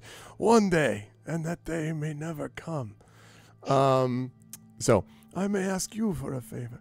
All right. So when you've finished your meal and said your goodbyes to Ingvold, you are then able to make your way. Now, just quick question here: home and then to the king, and then home. She would like live in the servants' quarters of the king's hall, right? Basically.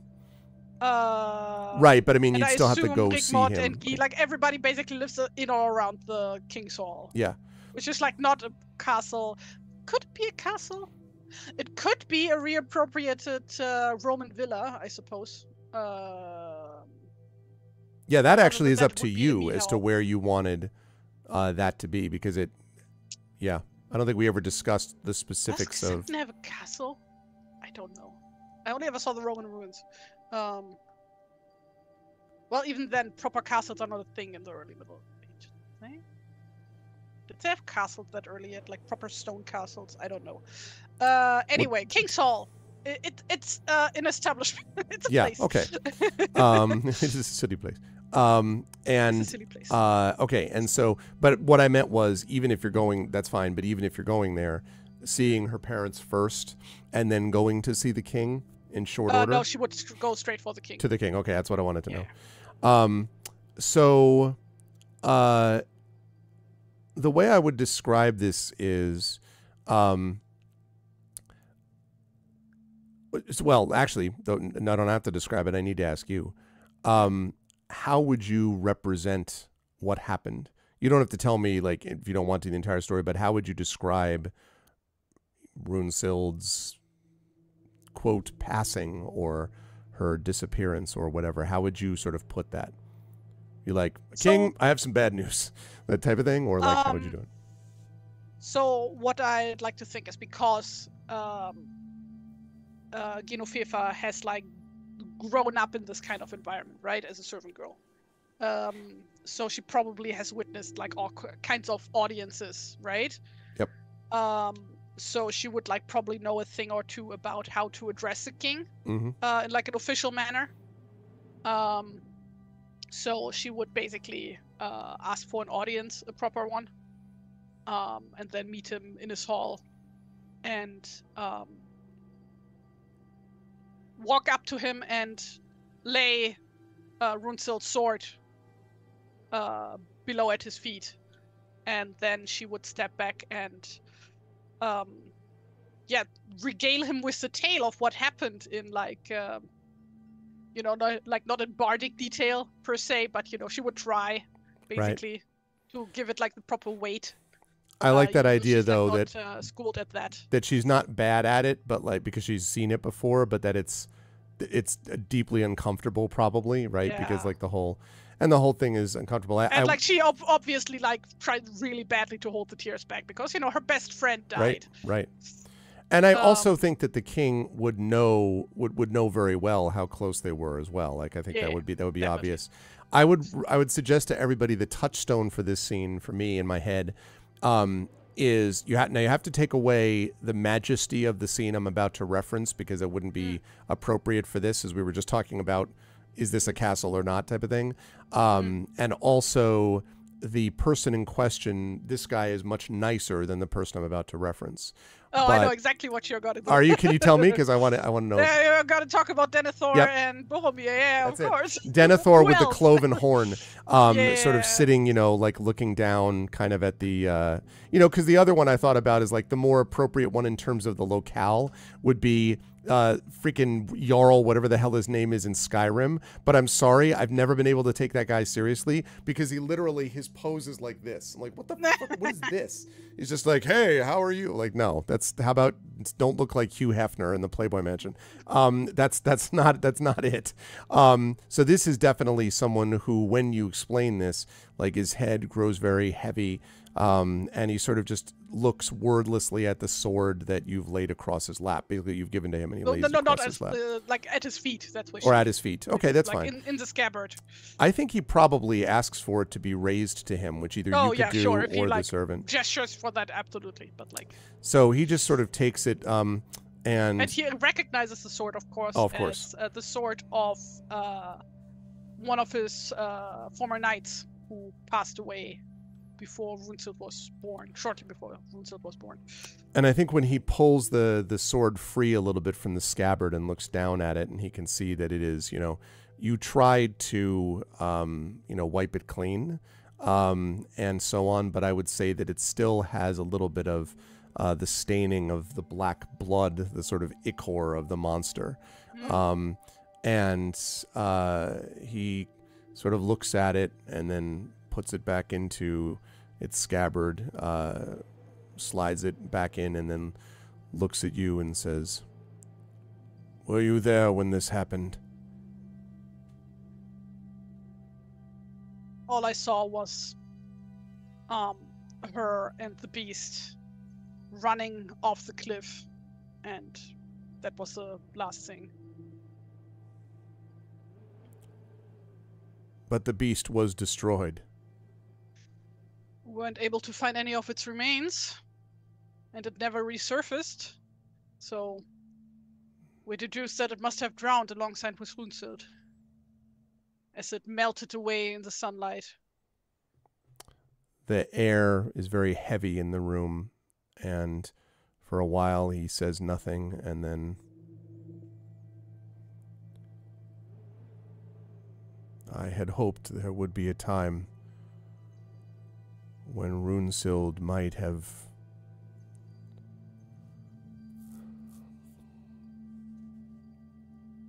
exceeded what I could accomplish. There was always the risk that she would. And he just sort of looks at the sword and trails off and then says,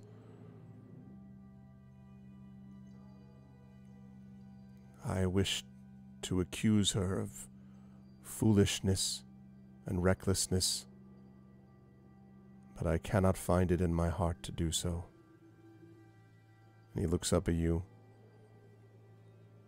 "She died well."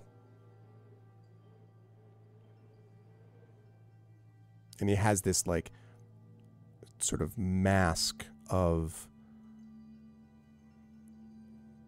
grief, pride, mixed together, maybe. And he just sort of stares at you. Well, I'm sure it is the kind of death she would have wanted for herself, if nothing else. Dying in glorious battle, defeating a fearsome foe such as this. And he nods slowly and he says, "Yes, it is the kind of death she would have wanted, though she had not wintered into the wisdom of knowing what it was that she would want." Oh, 1 second. I forgot to plug in the Your dummy battery seems to be low. Yeah, sorry. Your energy level is reduced. Oopsie. 1 second. How does this work?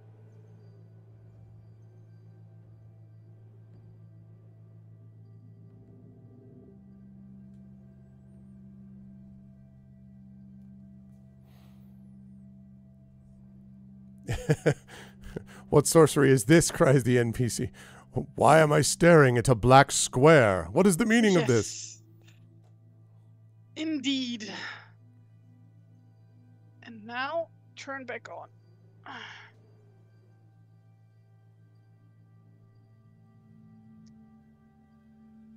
Why are you not turning back on?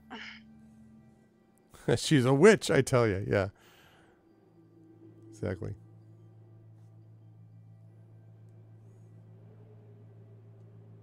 God damn it.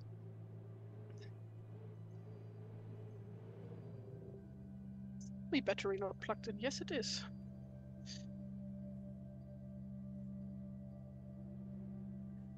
Godverdomme. I'm just gonna use the old webcam. I have it right here. Technical difficulties. It's no problem. Always. Yep.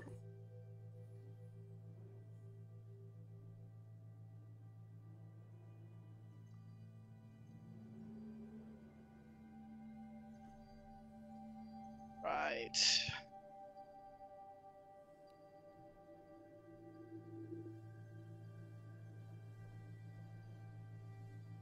Ah, there we go. Hello. All right. You have returned. Okay. Wow, the image quality is so much worse. I heard her speak of batteries. I think we're about to be attacked by swarms of enemies. Batteries, you say? Okay. Is that where you're going to be positioned in the frame, Tari? It's fine, but yes. just... Okay. I shall alter accordingly. Yeah, this thing does not have any, like, swiveling or anything. That's fine. Not a problem. It's looking wherever my screen is looking, I'm afraid. That is no problem. Just have to make a quick adjustment. There we go. Okay. So suddenly Genevieve pops back into frame. Like, you know. And he says, I believe, I forgot what he had said about dying well or something like that. But he said, and what will you do now? Now that you have returned with her followers and those who have sailed her ship? Well, after a few days of respite, I was actually hoping to set sail again. Where? Rest must await you, certainly. Well, you see, just as we landed, we were approached by this merchant, you see. One Ingvald. I would like an insight check, please. Where is it? 13. Yeah, when you say, Ingvold, you definitely can see his expressions slightly shift. Now you can't tell if it's shifting like that piece of crap or if it's like shifting. It's definitely recognition. Let's put it that way. And he says, Ingvold spoke to you, did he? Yes. What did he say? And then she like relays the details of the whole thing that he Yep. had told them, and then follows it up with, well, and with your permission, I was hoping that I could keep Hunsild's ship and set out for Herrogate. So the king, sort of still holding the sword, Runselt's sword, across his lap, basically, across his knees, he says, Ingvold has come to speak to me of this matter. I told him that I could not be certain of these stories, and that if I were to send people to help, that they might walk into dangerous situations beyond our ken. The dead do not walk. It is not our place to trouble their bones, and I worry that Ingvold has other reasons to have people follow his story. I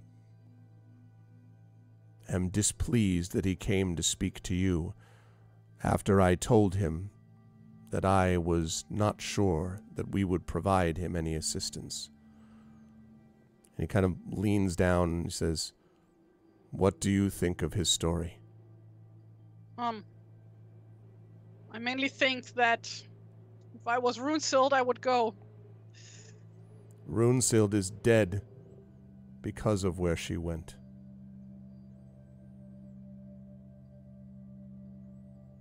But she also saved the lives of many in the process.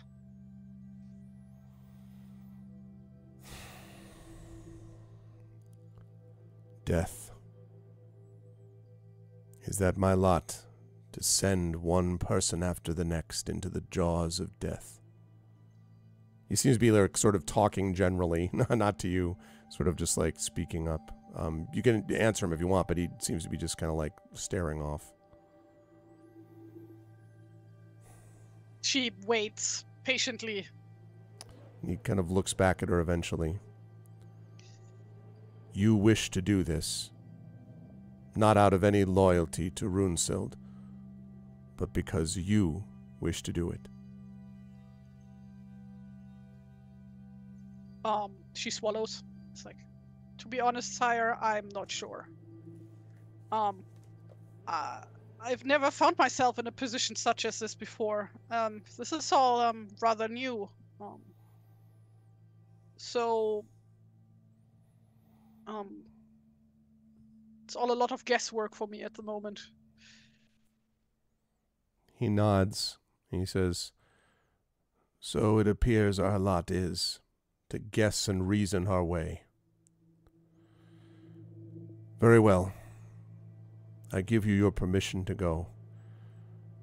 You may keep Runesild's crew and her ship, and use them as you may to meet this threat. But know this, Genevieve. If this is a trap, if Ingvold is trying to bring you into some, and he kind of shakes his head, uncertain circumstance, I will not be able to aid you further. If you do this with your followers and Runesild's crew, and no one else. We cannot help you in Herrogate, whatever awaits you there. I understand, sire. Thank you, sire. And he nods and he says, this sword, it was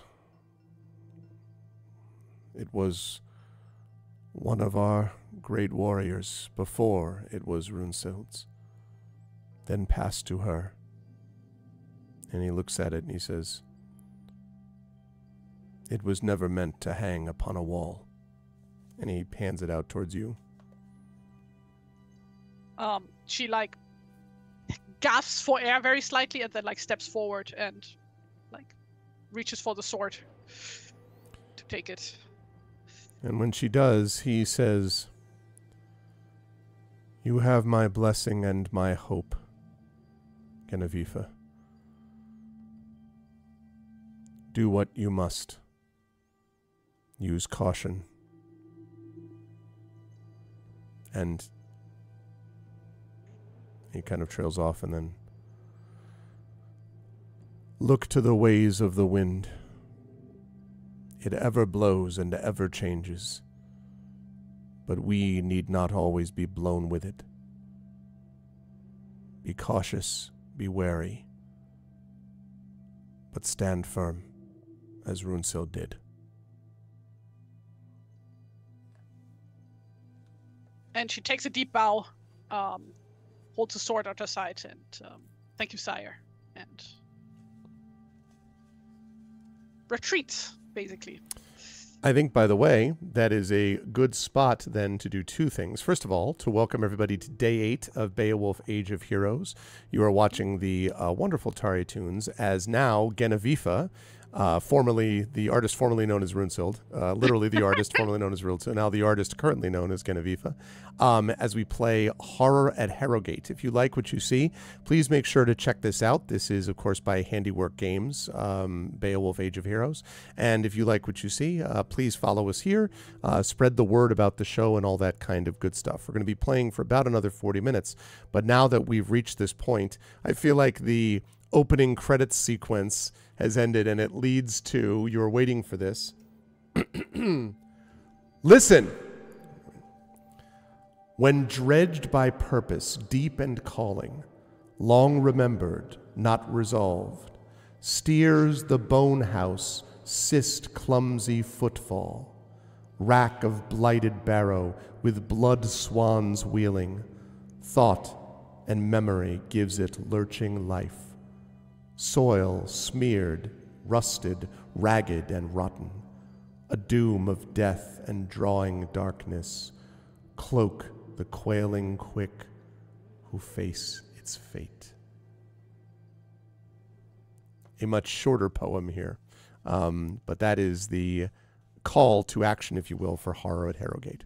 All right, so before you set off to do this thing, your parents, of course, welcome you home. I'm just curious, we don't have to RP this out necessarily, but I'm curious, when you're talking to the parents, like, are you like, so I'm heading out again, I got the sword and I get to be the hero, you know, like how are you presenting it to them, I guess? Oh God.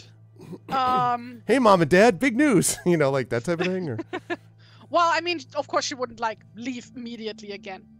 So I guess like during dinner she would like regale them with a story and tell them what happened to Runesild, because I would also obviously know Runesild.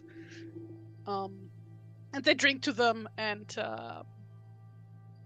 she like lays out the whole thing about how she wants to now pick up where Runesild left off. And I like to think that they take the news with mixed feelings. Because like, oh, our daughter might be going through certain death, but also, hey, she's finally getting out of her shell, maybe, and stepping out of the shadow of another person. Ah, which is nice. Yeah, actually, I have a question about. I have a Mm. question about that. Would you say that would you say that Genevieve's father or mother, are they? Is one of them like? Are they both on that line, or would you say one of them is like they're both worried, obviously, but one of them is a little bit more like, I'm so glad that she's kind of, you know, growing and blossoming through this, or are they both that way? I'm just curious. I like to think that they're more or less on the same page about the whole thing. Okay. Okay.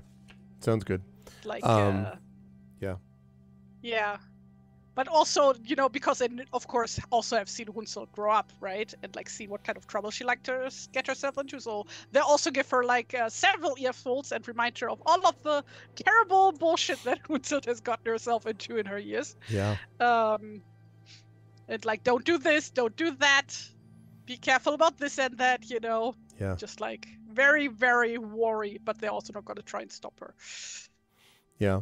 I think that seems reasonable. Also, presumably they trust the people around her, because I assume they know all of the other, you know, like they've met, you know, the rest of the followers. Met, but they're like not familiar per se. Oh, okay. Like they mainly just knew Runesild.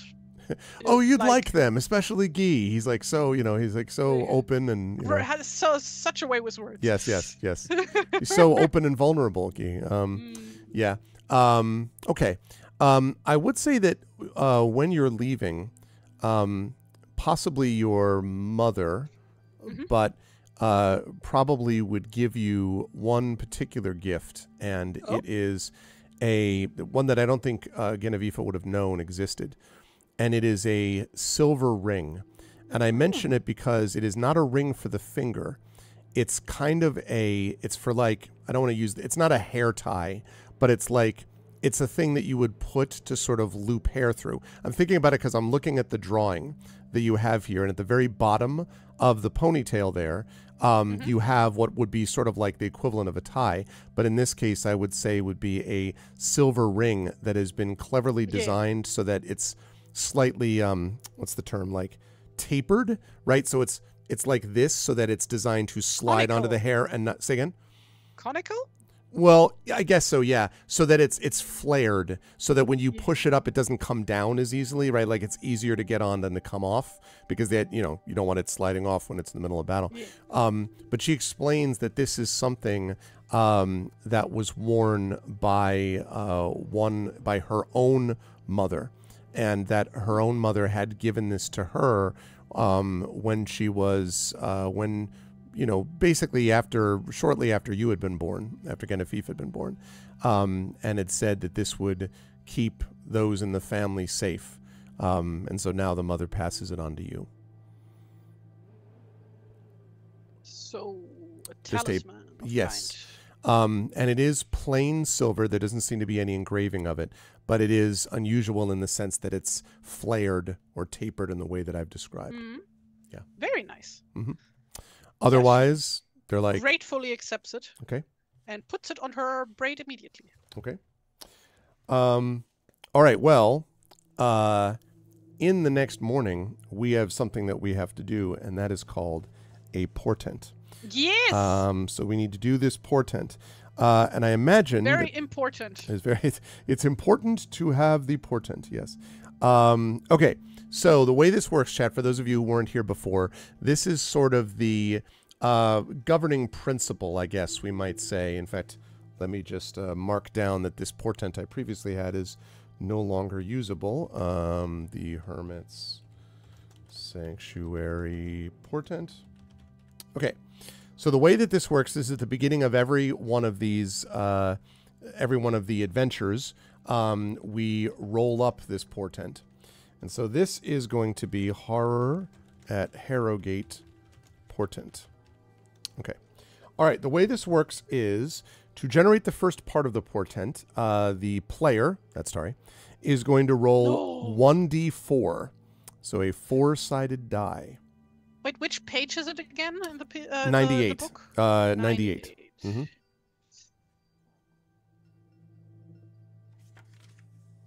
Ah, there we go. First half of the so a 1d4, correct? That's right. Let me put this on a different tab.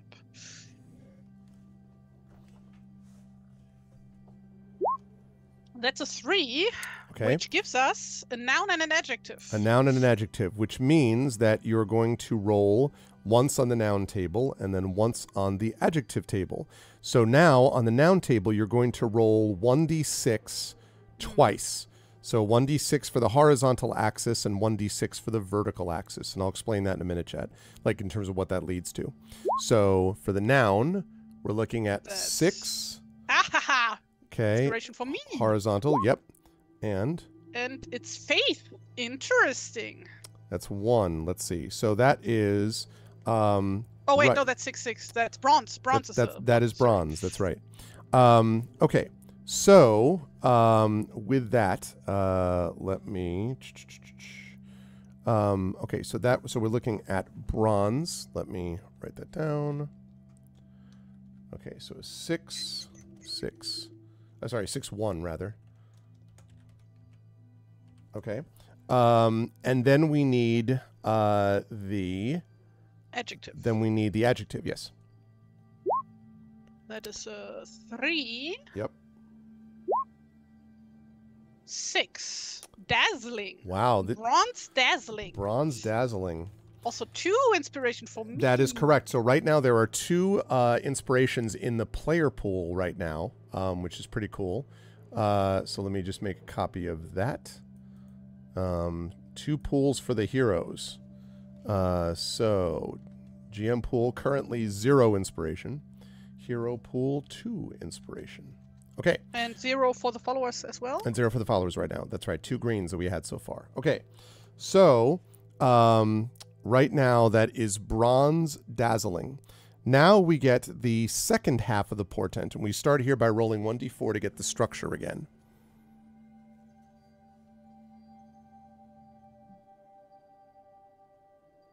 What? Wait. Oh, okay. That's another 3, so another noun and another adjective. Another noun, another adjective. Okay, so can we get now the 1d6 twice? So again 6. It's 2 iron. Interesting. So we have bronze, iron, and bronze dazzling, and now we have bronze. Now we have rather iron. Also, yet another pool, another hero inspiration. Obviously, this is easy mode. Adjective. Another 3. Another 3. And again dazzling. No, wait. Nope. Not no, that high. time. Sorry, I'm just stupid. High. Bronze high. Okay. Okay, so that is. We have name for a school. We have right. Actually, hold on a second. That's no, not bronze high. We have. Okay, so we had bronze dazzling, and then you rolled. It was iron high. Sorry. It was right. I was gonna say iron high. Okay, and that so time that is 3 inspiration for me and 1 for you. 1 for me, and the followers get bupkis. Okay, bronze dazzling, iron high. So the full portent is bronze dazzling, comma, iron high. Okay. And in Ooh, that's general, good. that's a pretty good portent, I feel like. Yeah. That's sick, I have to say. Yeah. I think that's like really, really interesting stuff. Okay. Because Iron High obviously means like raise your sword, right? So Yep. And the Bronze Dazzling feels very much like Call to Adventure, you know, like hero, you know, the hero is here before us and like yeah. but I'm expecting that we might encounter some kind of old bronze statue or coin or something that might become important, possibly. Yes, it'll be animated and attacking you. So that'll be oh, cool. Damn bronze it. golem. It'll be like Clash the Titans, the bronze thing in the river or whatever. Like that will be here. Okay, so that is the portent. Also, by the way, chat, that's going to affect the obstacles that is faced during the journey portion of this. So we will see. Okay, while that's happening though, we are preparing the ship. So there are several things that have to be prepared, as was the case before. The ship, which I believe was the strong no, that was Realfur's was the strong tree. Yours was the otter, right? So the otter is repaired basically, and you notice that this is done with some speed. Now the king has given you his blessing, but and you know you might have thought, well, maybe the king was the one who was doing this, but you actually think that it's Ingvold because the ship is not only kind of you know, fixed with like any, you know, cracks and so forth, tended to, but there are also several examples of things that like sort of strong reinforcements have been put upon the hull of the ship. And when you explain to Ingvold that, you know, the king's given you the blessing and you're going to, you know, do this thing, Ingvold is extremely grateful. And if he is to be believed, what is left of his money and fortune goes into the process of like, you know, fitting out your ship to the nines. So like everything is like now looking, the figurehead is now has a little bit of beaten, I would say, well, not bronze, but, well, yes, actually, iron on parts of the figurehead, and then little bronze accents. You actually didn't tell me what the figurehead of this was, but if it is an otter, it is I don't know if it is an otter. Yeah. When you come back to the ship, little bits of glittering what looks like gold, and then you realize are bronze, have been placed in the otter's eyes. Very nice. So you are now on board, ready for the ship to attend. Just before you get on the ship, Ibn Mundir comes to talk to you and says, I have spoken to the crew. I have spoken to the crew because I speak. He says, I have spoken to the crew. They are uncertain. Perhaps if this had been Runesild leading them, they would have not challenged. But I suspect what has happened to her, and, most important, what it is we go to do, has troubled them. I have told them that their part is to support those who must engage in heroic deeds, that without them, the story of one such as you cannot be told, and that creatures cannot be defeated if others do not stand up to support those who would defeat them.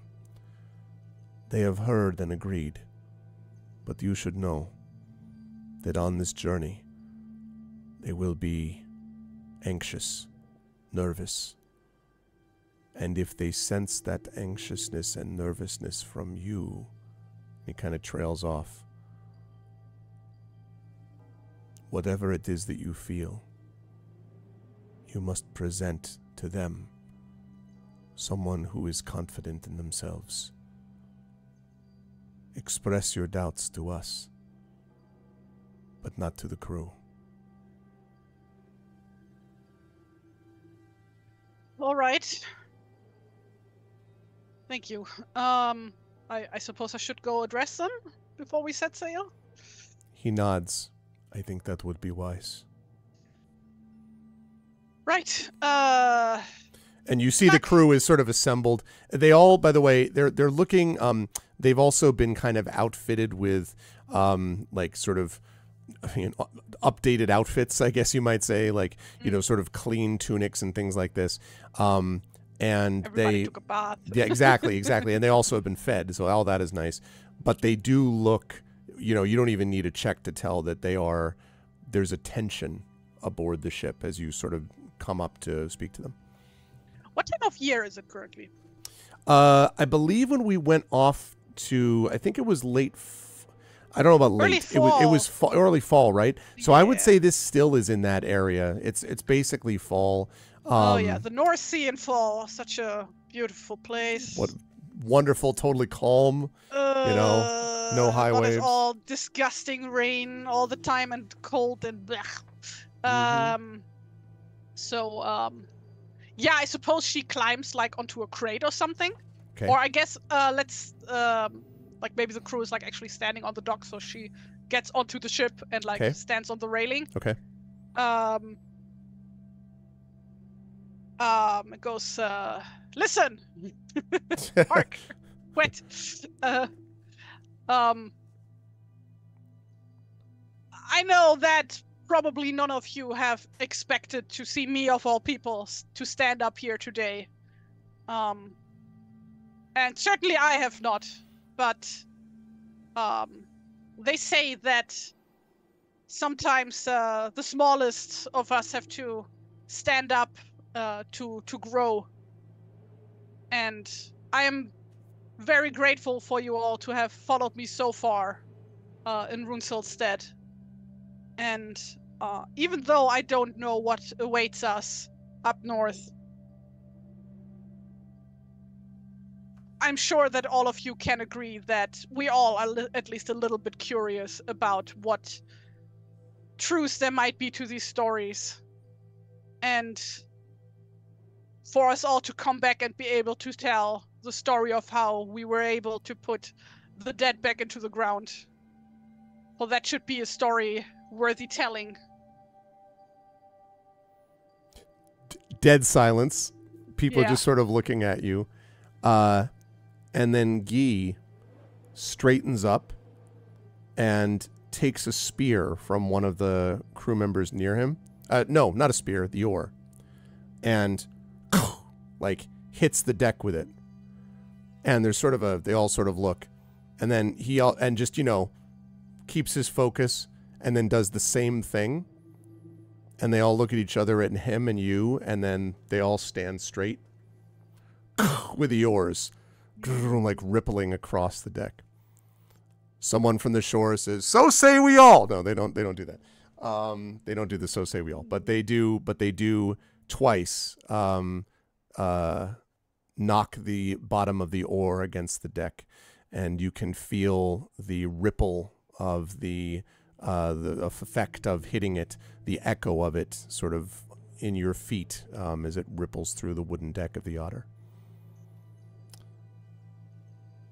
Well, what are we waiting for? Set sail.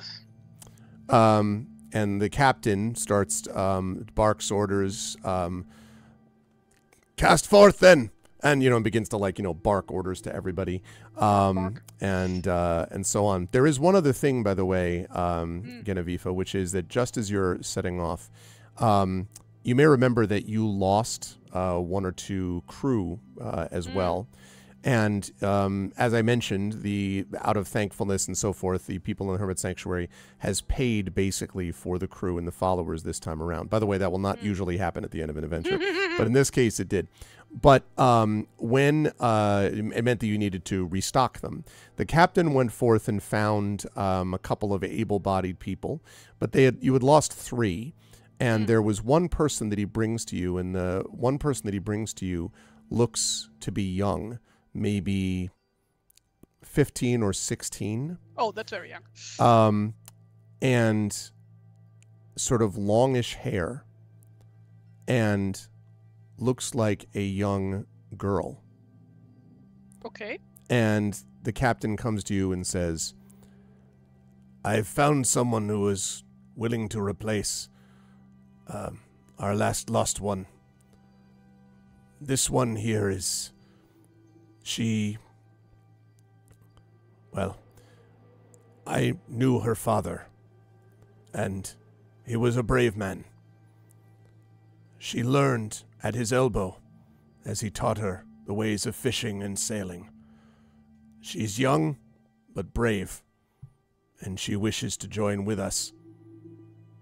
And she looks up at you, and sort of nods. You can see there's kind of she looks vaguely familiar, Genevieve, although you don't know why.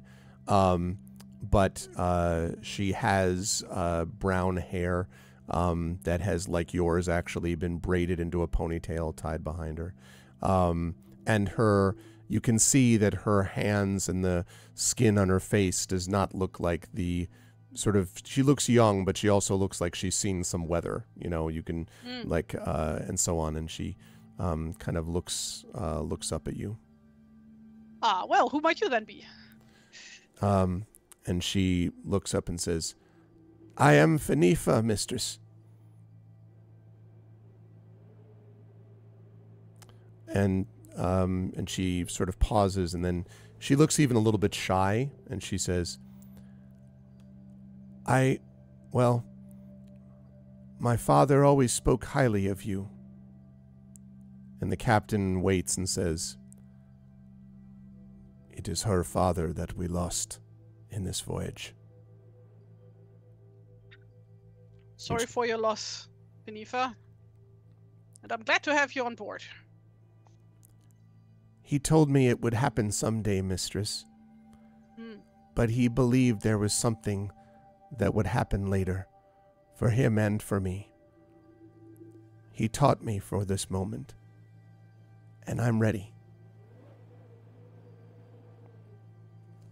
Well, time to prove your mettle then. And she nods. And she nods and takes her place. And, a lot of the sort of the men around her sort of like look at her sort of a little bit, kind of like side eye, and then looks up at you. And then the captain sees them with a glare that can only be described as the glare of death, and immediately like whoosh, like back to the to the oar. And Fenoifa actually grabs the oar, and you can see the muscles knit around her arms, right? And she kind of pulls back. Very nice. And when she pulls back on the oar, the crew member who is next to her kind of like sort of hits in the gut. And he's like, because he wasn't ready for it, and and then like grabs it and starts doing this thing as well. That's good for her. Very good for her. And sets out along the way. So, when a crew is... So now Genevieve isn't the youngest on board, That's guess. Right. Not anymore. Yeah, she's, I believe I said, 16? Yeah. Okay, yep. How old is Genevieve, actually? 18. Okay. Right. And Runselt was 19. Right, yep. Man, it's a young age. They're like a young age is old. Yeah, I was gonna say right. Exactly. Well, like the grizzled captain is probably like 35. Like I've seen things, it's interesting. Genevieve can vote. Ibn Ghalib and Ibn Mundir are both in their 40s. Yeah. Well, right, and because they've come from a culture where people actually gave a damn about longevity, they'll probably be here for a long time. Rick Mott is only 42, just aged very quickly. No, I'm joking. Okay. We don't know her age. She never tells. She That's just true. laughs mischievously. That's true. She could be 21 or 121. We actually could be. Okay. So let's see. So if I look at the numbers that were rolled as part of our portent, we had 6 and 1. So that means we are looking at... Okay, that means we're looking at water. Ooh. Yep. And... Yeah, water. That would probably be there on a sea voyage. Water is the first one. Yeah, but it's about the obstacle provided by the water. More water. Oh, no. I have a place for you to see where that is. Here we go, chat. I provide you a coastline. That's right. I said I would do it, and I did. Oh, are we going up Jutland? Yes. So you are starting. Let's see. It's actually off to here. So I'm gonna show everyone where we are. So top here. See that ping? Oh, actually, the chat can't see it because the dice is in the way. Hold on. Dice roller. Where are you, dice roller? Here you are. Okay, I'm gonna put you over here. Right. Okay. So let me do that ping again. So, actually, no. I'm sorry. I take that back. No, that's right. That's right. That is sort of the more than the mouth of the river. That says the mouth of the river is really here. And as you come here, and as I mentioned, you turn to port to the left to go up to the coast left? To the left. Yeah, port to head towards Herrogate. And So Herrogate is France. here. Herrogate is here where I'm pinging. And up here is where you come out of. Wait, where's Herrogate? So Can't you just put X's, like, draw on the map? yeah, I mean, I can. Fine, if you want. Yes. Let me put a little bit of a text then. Let's put it in Goblin 1. No, let's put it in Merryweather. Okay, and let's put... All right, there we go. Here we go. Wahoo! Oh, am I still in frame? I'm like sagging into my chair. Oh, well, that, I mean, listen. Dropping. Okay, and let me see if I can... Getting too comfortable. I have to zoom in a bit so I can expand that text a bit. All right. Oh, I just meant like just draw an X onto the map real quick. Yeah, I know, X but I marks want the to. The spot. problem is there's going to be a few of these locations, Then so we I can kind of go. want to. Venice. Actually, what did I do? Hey, there we go. Look at that. He can be taught. I think that looks good, actually. Haha! I can make stuff. Look at that. That's right, chat. You saw it. So we are going down to. And you're starting here. Oops. Frisia. Starting here, and you're Not going Frisia. here. Back. That's a different direction. No. Flanders. The other F. Other direction. Is that? I mean, you know that much better than I would. Yeah, So no, is that, that's Flanders. okay? Roughly. Okay, so yeah, we're heading. Then So like, the Rhine River, right? Mm-hmm. Splits up into a massive fucking delta that basically makes up half the country of the Netherlands, right? Okay. So it has like 1 billion mouths, and everything in between the swampland. With various islands. Okay. Various islands. So I'm assuming we are popping out somewhere in Zeeland, which is what New Zealand is named after, by the way. Old Zealand is there. Right. Okay. And yeah, south, like next to that, on port, would be like the next bit would be Flanders. Okay. Belgium. By the way, did you send me a? I mentioned this in Discord, although you may have done some of this and I didn't look at it. What? Did You mean the you? portrait? Well, two things. Well, yeah, I was gonna say. I have not done that yet. No, that's fine. That's fine. So, because we don't need the placeholder yet, but like for next session, we'll try to do that. And also, when you send me the overall character picture, then I'll send that along for the video. But in this case, I was just gonna mention the token because that'll go up here at some point. Oh, I have the as you head token. in this Wait, I direction. can just plop it onto the map. Oh, great! That would be good if you could If do it that. lets me. So it lets me. It's incredibly pixelated because Roll20 do be like that for some reason. I don't know why it can never do that correctly. Like it really struggles with scaling pictures for some reason. Right, I was gonna say when you zoom it Always in like come this, out you can really see it. Crunchy. Yeah. Yeah. There we go. You can see that. Okay. So, and of course, I'm making it that large so you can actually see it, chat. Otherwise, it's like striding across the land. She ends up there. Okay. But it's not like that. Okay. So, as a result of all of this, we have a couple of things to note because you will notice as you go down this coastline that there are just basically as you're about to come out of this area. So you're heading down this way, right around here, in this spot here. The river narrows. And this is where the river basically gives way to the sea. And what you have noticed is that since your last time traveling this way, because as you mentioned, there are many mouths, that there has been some rocks that seem to have been built up or fallen, or perhaps just a lack of familiarity with this particular area, so that the straits that you are passing through are extremely narrow in this spot. And there is a moment where, because of the wind and all this sort of stuff and all the weather, everyone kind of is like, the captain comes to you and says, this is going to be difficult waters to go through. I don't know that we have the wherewithal to be able to travel it without it getting damaged. So if you're to avoid this, you're going to need to have one of your followers aid with this approach. So the question is, which of your followers would you like to have attempt to help pilot or guide the ship? They're going to be making a check, and this is, I guess it sort of depends on the pitch you make about which follower does what check. Because, you know, I could imagine a scenario where if you had a follower that you imagined as being more dexterous, you know, we could talk about that. If you have a follower that you think would be more about, I have the wisdom of to know what the rocks and stones look like, that sort of thing. But it has to be a follower doing this in this case.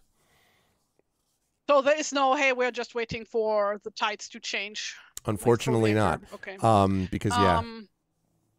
Okay.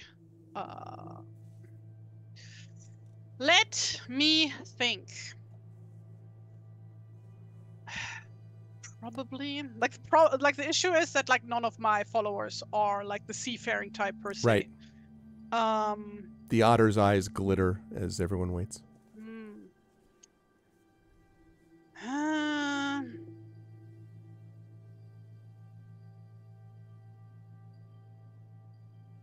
I think that out of all of the followers, Genofifa probably has like the closest link to Rigmod. Okay. So she would ask for her like wisdom and travel, and like maybe she can use her supernatural seeing abilities to maybe see a way to navigate safely through here. Okay. Ask on the three to help. I will ask you then to make a... Let's have you make a DC... Okay, let me have you make have her make a check then. I won't tell you what the difficulty is, but I will tell you what she does, so you can, based on what you just described. So let's have you roll basically just a D20 then, like a straight D20 here. Oh, she does have the seer gift, actually. What does that do? Let me know, because maybe that'll affect this. I'm gonna look it up real quick. Seer. Activate this follower to roll a D20. Spend this follower to substitute that roll for any D20 roll made by the player. Okay, never mind then. Yeah, that would be issues substituting herself for you, it sounds like. No, in that case, it doesn't matter. Right, so I just make a regular D20 check? You would make a regular D20 check, that is right. Although, wait, before you do it, chat, I do want to remind everybody, we do have Expedition with the Mysterious Peaks coming up over the weekend, but other than that, remember, Ghosts of Saltmarsh has been canceled for today. We also have Community D&D tomorrow night. Why am I telling you all that? Because we're almost at the end of the month, which means if you want to use inspirations, you could inspire. This is not an inspiration that Tari can do anything about because the followers don't have any inspirations available to them. So that means that this is up to all of you. Yes. If you would like to inspire Rigmod to prevent the ship from, you know, being devastated and destroyed. I mean, I'm sure that wouldn't happen. I'm sure it would be minor. So that's if anyone is interested in doing it. Don't feel the need to do so, but just something to think about. Triffid! Yay! Oh, thank you, Triffid. Thank you very much. But having said that, Prince Justin, I think so, because I think that we do have, Triffett can check me on this, I do think we still have 2 left from June, I believe, because we used them in May, but, oh wait, Effect Life, wait, we have, okay, Effect Life, actually, you've double inspired. It's okay. Let me return it. That's okay, no problem. That's a hell of a delay, Effect Life, my God. Okay, no problem, I will return it to you. Inspiration admin. It's a darn slow Belgian internet.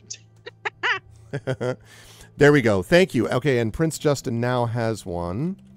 Inspiration admin add. Prince Justin. All right, there you go. So now we've used one of the Arvanon inspirations. So you have one now that you'll be able to hold on to for theoretically Expedition or for Community D&D, Prince Justin. Thank you, thank you. Rickman must feel like a new man. New man? I'm sure she does. I'm sure she does feel like a new man.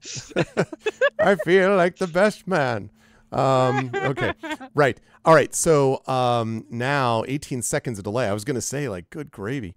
Okay. Right. So thank you so much, Triffid. So Triffid is now inspired now, Tari. You forget okay, Avifa. So I get to roll twice. You get to roll twice for Rickman.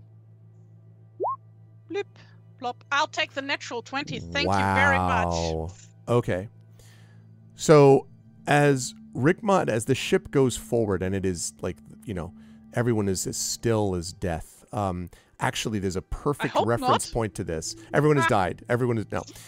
Everybody is. There's a real reference point to this that I want to use. If anyone has ever read the story by Joseph Conrad called The Secret Sharer, there's a moment where I'm really oversimplifying, but a guy, the captain, the young captain of a ship on his first command, rescues a man from the water who's a first mate of another ship. And I won't get into what happens, except to say that the first mate reminds him a lot of himself. They both were trained in the same ship and whatever.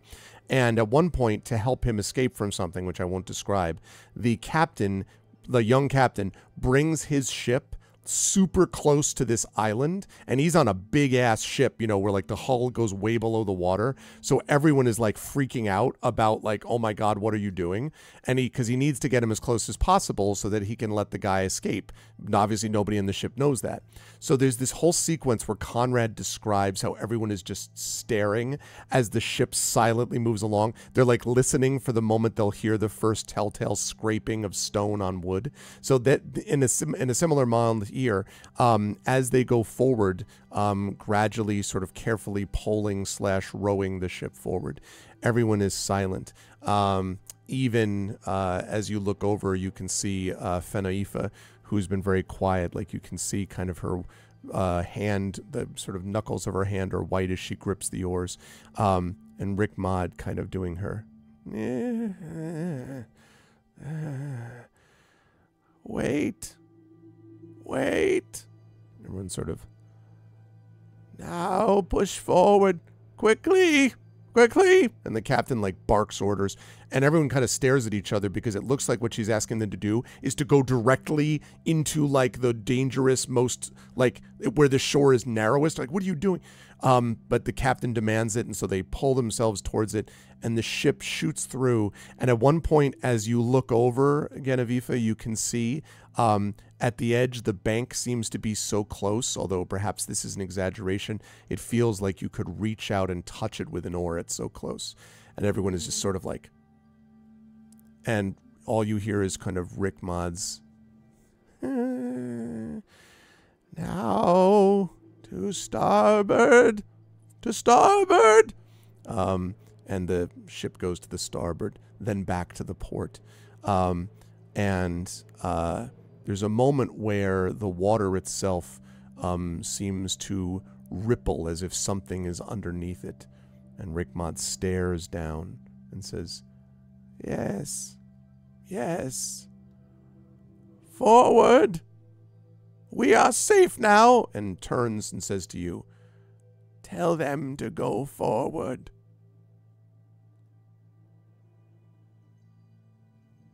Well, you heard her. Go forward.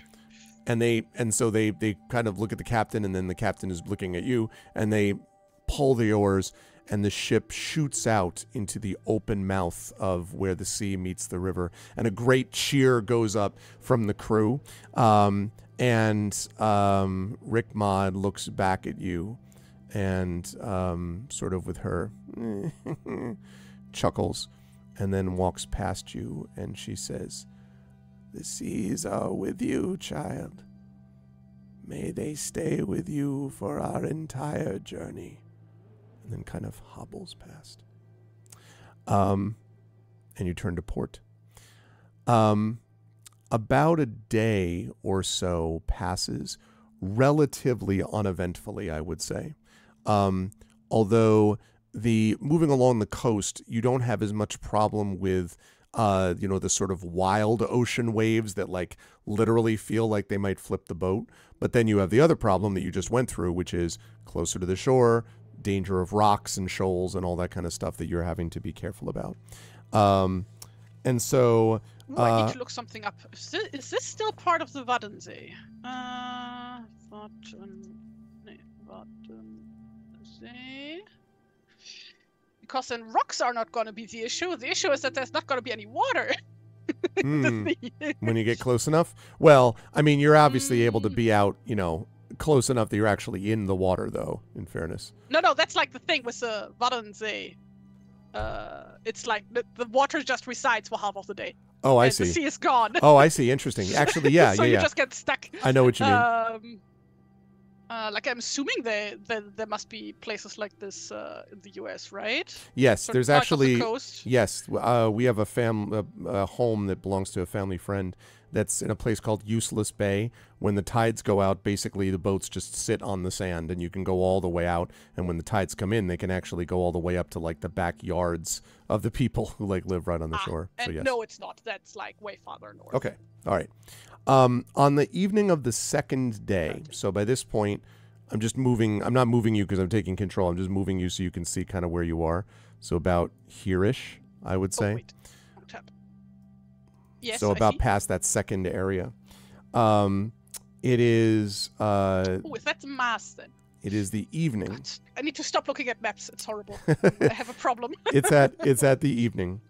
And one of the people call out. And you can see as... You sort of see Guy sort of silhouetted against this, actually. There is something in the water that they're pointing at. And the captain sort of looks over in their direction. And one of the crew members says, "They're here. They're here for us. They're angry." And they're pointing over at the water. Genevieve, that's like on the other side, on the starboard side. So you'd need to go over to look if you wanted to. But the people on the starboard side are all pointing.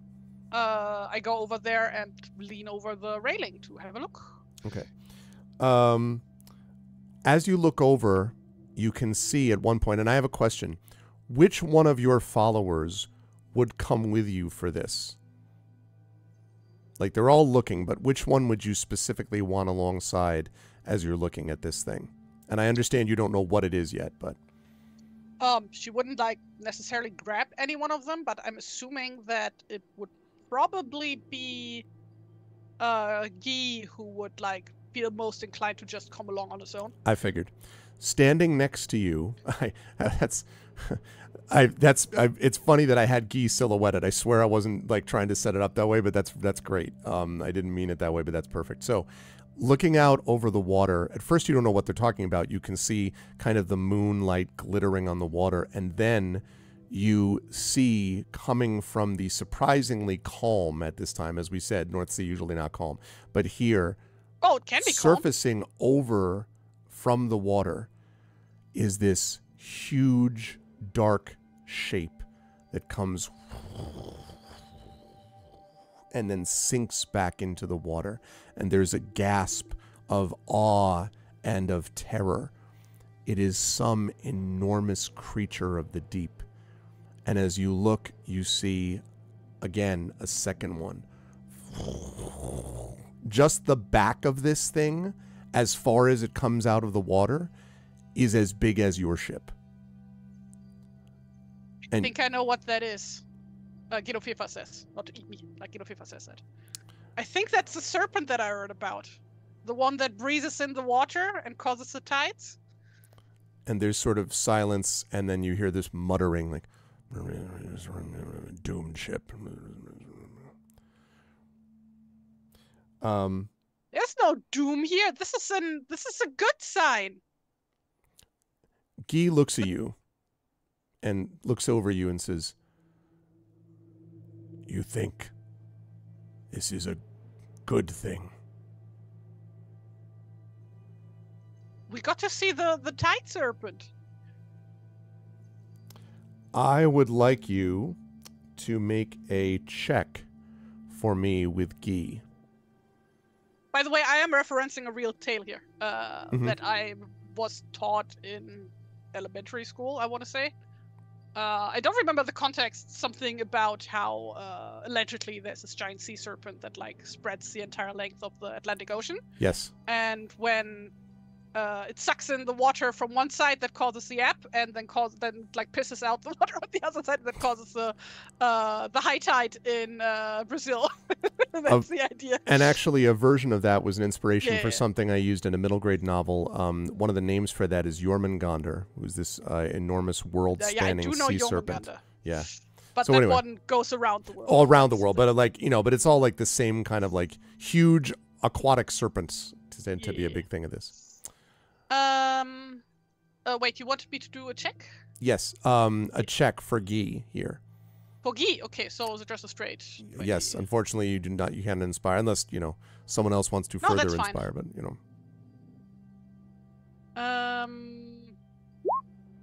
That's a 10. Big 10. Okay. Let me have a look at his gifts again, though I'm assuming there's nothing relevant. There isn't. He has a burden. Awkward. It changes everything. Okay. So he kind of looks at you and then looks back at the water.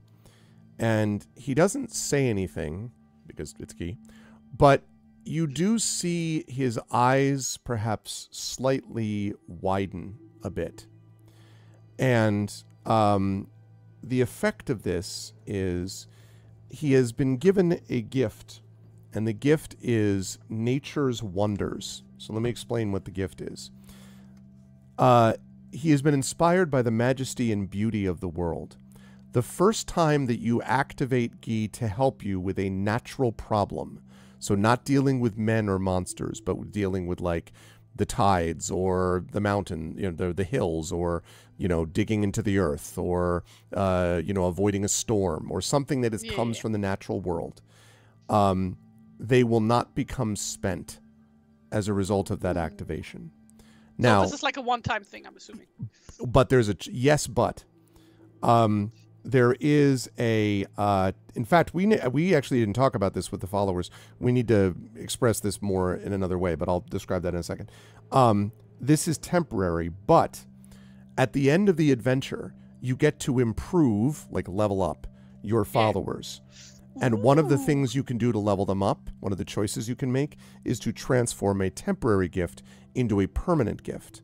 So that would mean that it would then become something which he could use once every adventure, going forward forever, as long as he's alive. So they all leveled up last adventure, so that's also something that I need to do. Correct, which is what I was going to say the second. Yeah, we have to make sure we do that for the followers. But regardless, so you can actually turn that temporary gift, which is again called Nature's Wonders, you can turn that into a permanent gift at the end of this adventure, if you want to. Now, Nature's Gift is a... No, Nature's what Wonders. The gift is called Nature's Wonder. That's right.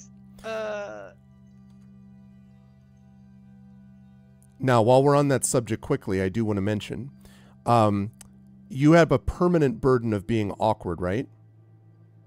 Guy has it. I don't. I'm not awkward at all. Yeah, you're totally. But I meant Guy. As part of leveling him up, one of the things you could do is you could make that burden temporary, which means at the end of this adventure, he would not be awkward anymore. Hello? Test. What? Hello? What? Ah, you froze up for a second there. Oh, okay. So I could make the awkward thing temporary. Correct. Okay, but no, that would be a go against his yeah, that's fine. That's fine. No, okay, so what was it called? Nature's Nature's Wonders. Wonders.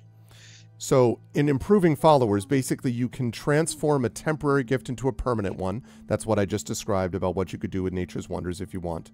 You can give a follower a new temporary gift, or you can make one of their burdens temporary. I will have a look at that. Okay, and you can think about that for next time. But... Yeah, I need to read the stuff actually. And this is something that we don't do in between door and hinge, as we say back home.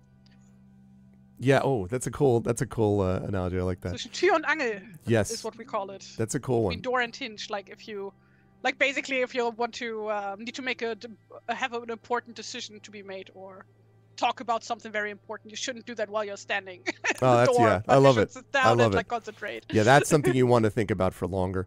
But I will say that the ship, as the creatures sort of again sink below the water, there's definitely a sense of uncertainty and fear, but Guy sort of turns away, and you're pretty sure that his eyes are shining, something you've not seen from him before. Genoveva as well, like she's like in awe, like a positive awe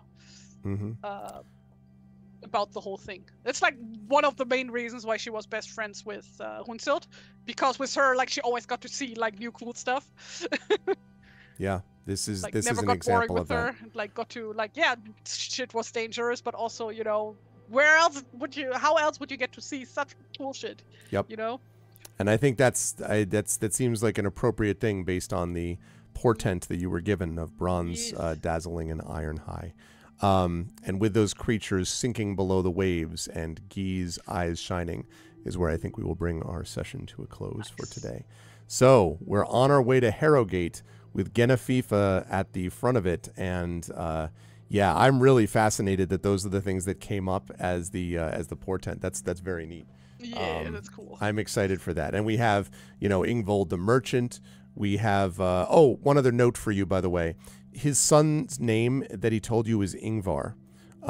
In case you happen to track him down, that was the son that went on this trip on this ship. Also, like a third guy called Ingve. Ingve, yeah, Ingve, and his wife Ingvodia was also there for now. No, basically the entire IKEA like store is what you get here. Just joking. Okay.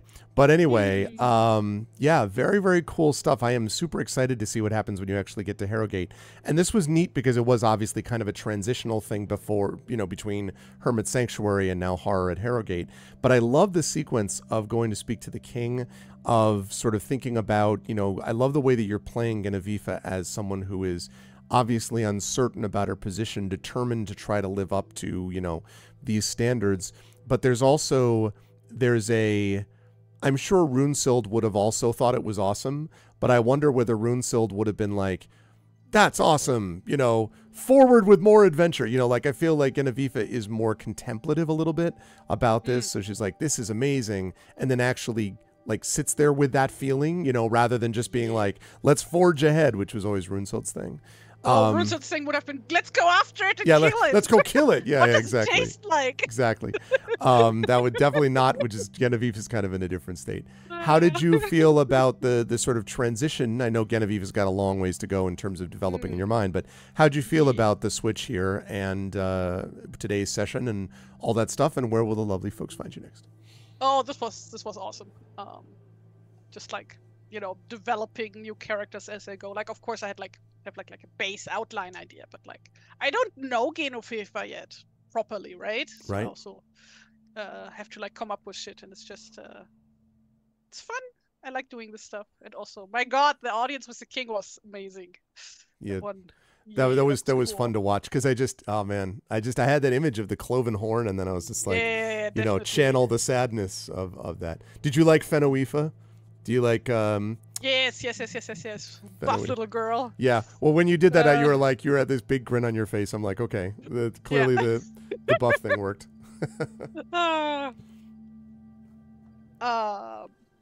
No, this is awesome. So yeah, I'm very much looking forward to where this is going. Really, really love this game. Like I said, love playing the main character. Yeah, all the focus, all the focus is on you. Yeah. Yep. So yeah, no, this is awesome, and yeah, I don't know what else to say. Just looking forward to getting to know Genoveva better and seeing what kind of person she will become. Because, you know, she's not used to being in the limelight. She's just, you know, used to trotting back along. You know, I did base her on, oh God, what was her name? From Vicky the Viking? Like Vicky's best friend? I don't know that I know Vicky the Viking. Oh, you don't know Vicky the Viking? I know Eric, you can watch Eric that the show. Viking. I don't know Vicky the Viking. Very different. Okay. Incredible. You can go watch Vicky the Viking with your son. He might like that one. Really? Yeah, it's a kid's show. It's a cool. really old anime. It's like one of those things where it's like first it was, I think, a Swedish kids book, which then got bought up by a German TV station who commissioned a Japanese animation studio to turn it into an anime. Oh. Which happened a lot in the 80s. Actually, that's why there's like so many anime based on like various European properties, because German TV stations were like, hey, there's all of these kids books, turn them into shows. Turn them into shows. Turn All them right. into cartoons. Vicky the Viking. I've written it down. Vicky the Viking. Hey, hey, Vicky, hey, zieh fest das Segel an. Are these Hey, translated Vicky. into English, like any of these? Or I'm assuming there must be at least a like British English dub. I'm looking just right now at the. There's also this wonderful movie that I actually really liked, but I don't know if that one ever got an English dub.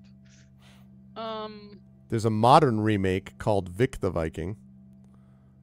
I wouldn't know I only know the old cartoon and the live action movies. Live action movies came out like a decade ago or so. But yeah, I don't know if those were ever dubbed at all. The film in 2009 made $40 million. Wow. That's cool. It's a really cute kids movie. Like, it's also a German movie, but. Oh, okay. This is the real reason you like this. No. You Because like German movies tend to suck ass. No. Okay? That wasn't what I was going to say. I figured out why Tari really likes this. It's because the nickname of the keyboardist for Rammstein took his nickname Flake from the village in Vicky the Viking. Also, it's Flake, not Flake. Oh, I beg your pardon, Flake. Und Rammstein. Yeah. So that's what the real reason. Right.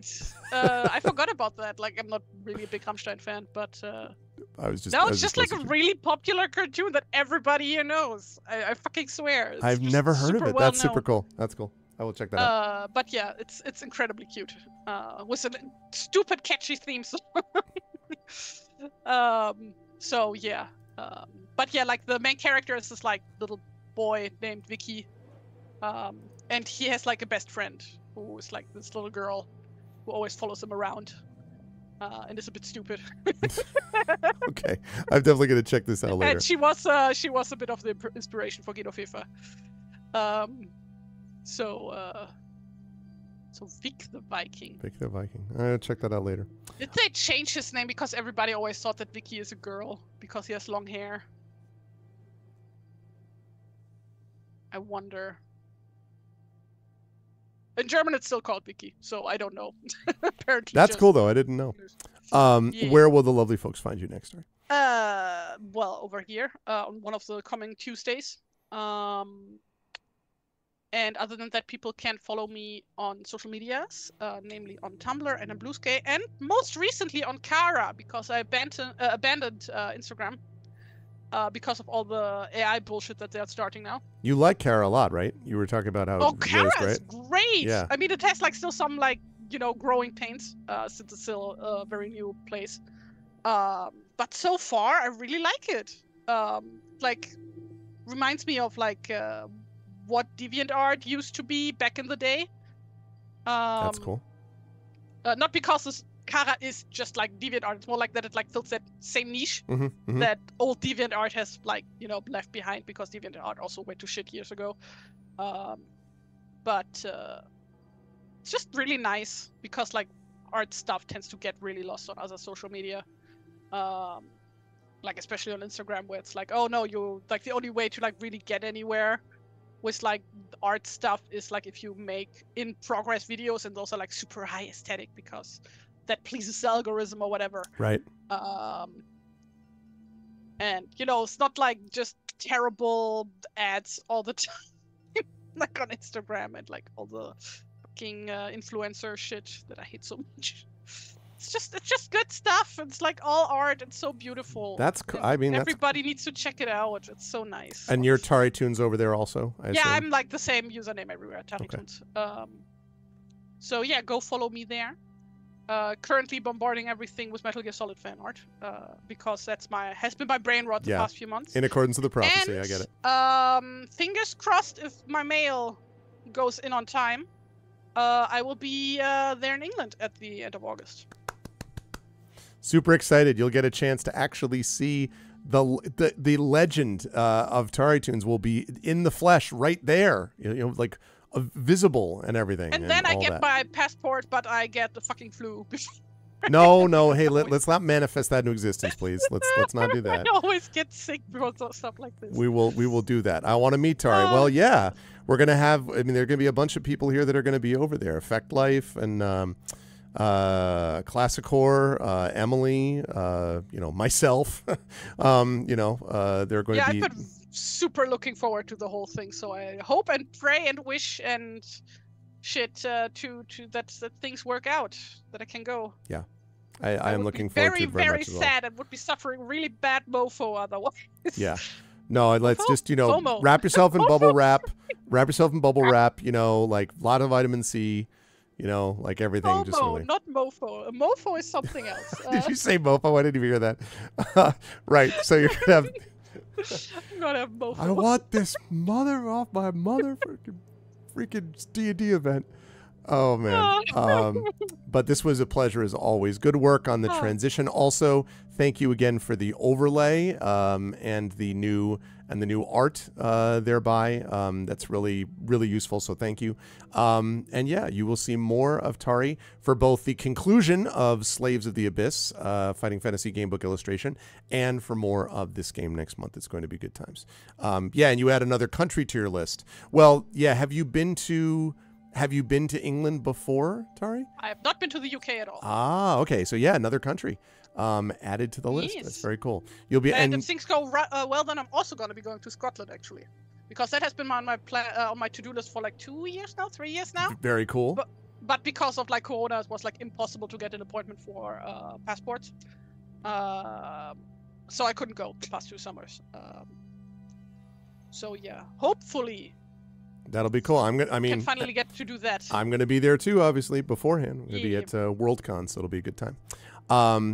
I am going to wrap us up, but chat, can we get some love for the amazing TariToons? Thank you, Tari. Great work today. Looking forward to learning more about this character and to speaking to you more next month. So I will see you soon. Thank you very much for having me. Bye-bye. Bye, Tari. Thank you. Doei. Howdo. Tschüssi.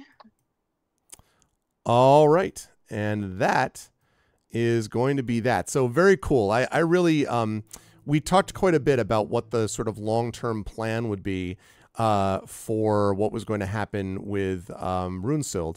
And we don't know exactly if Runesild has died. We're not 100% sure.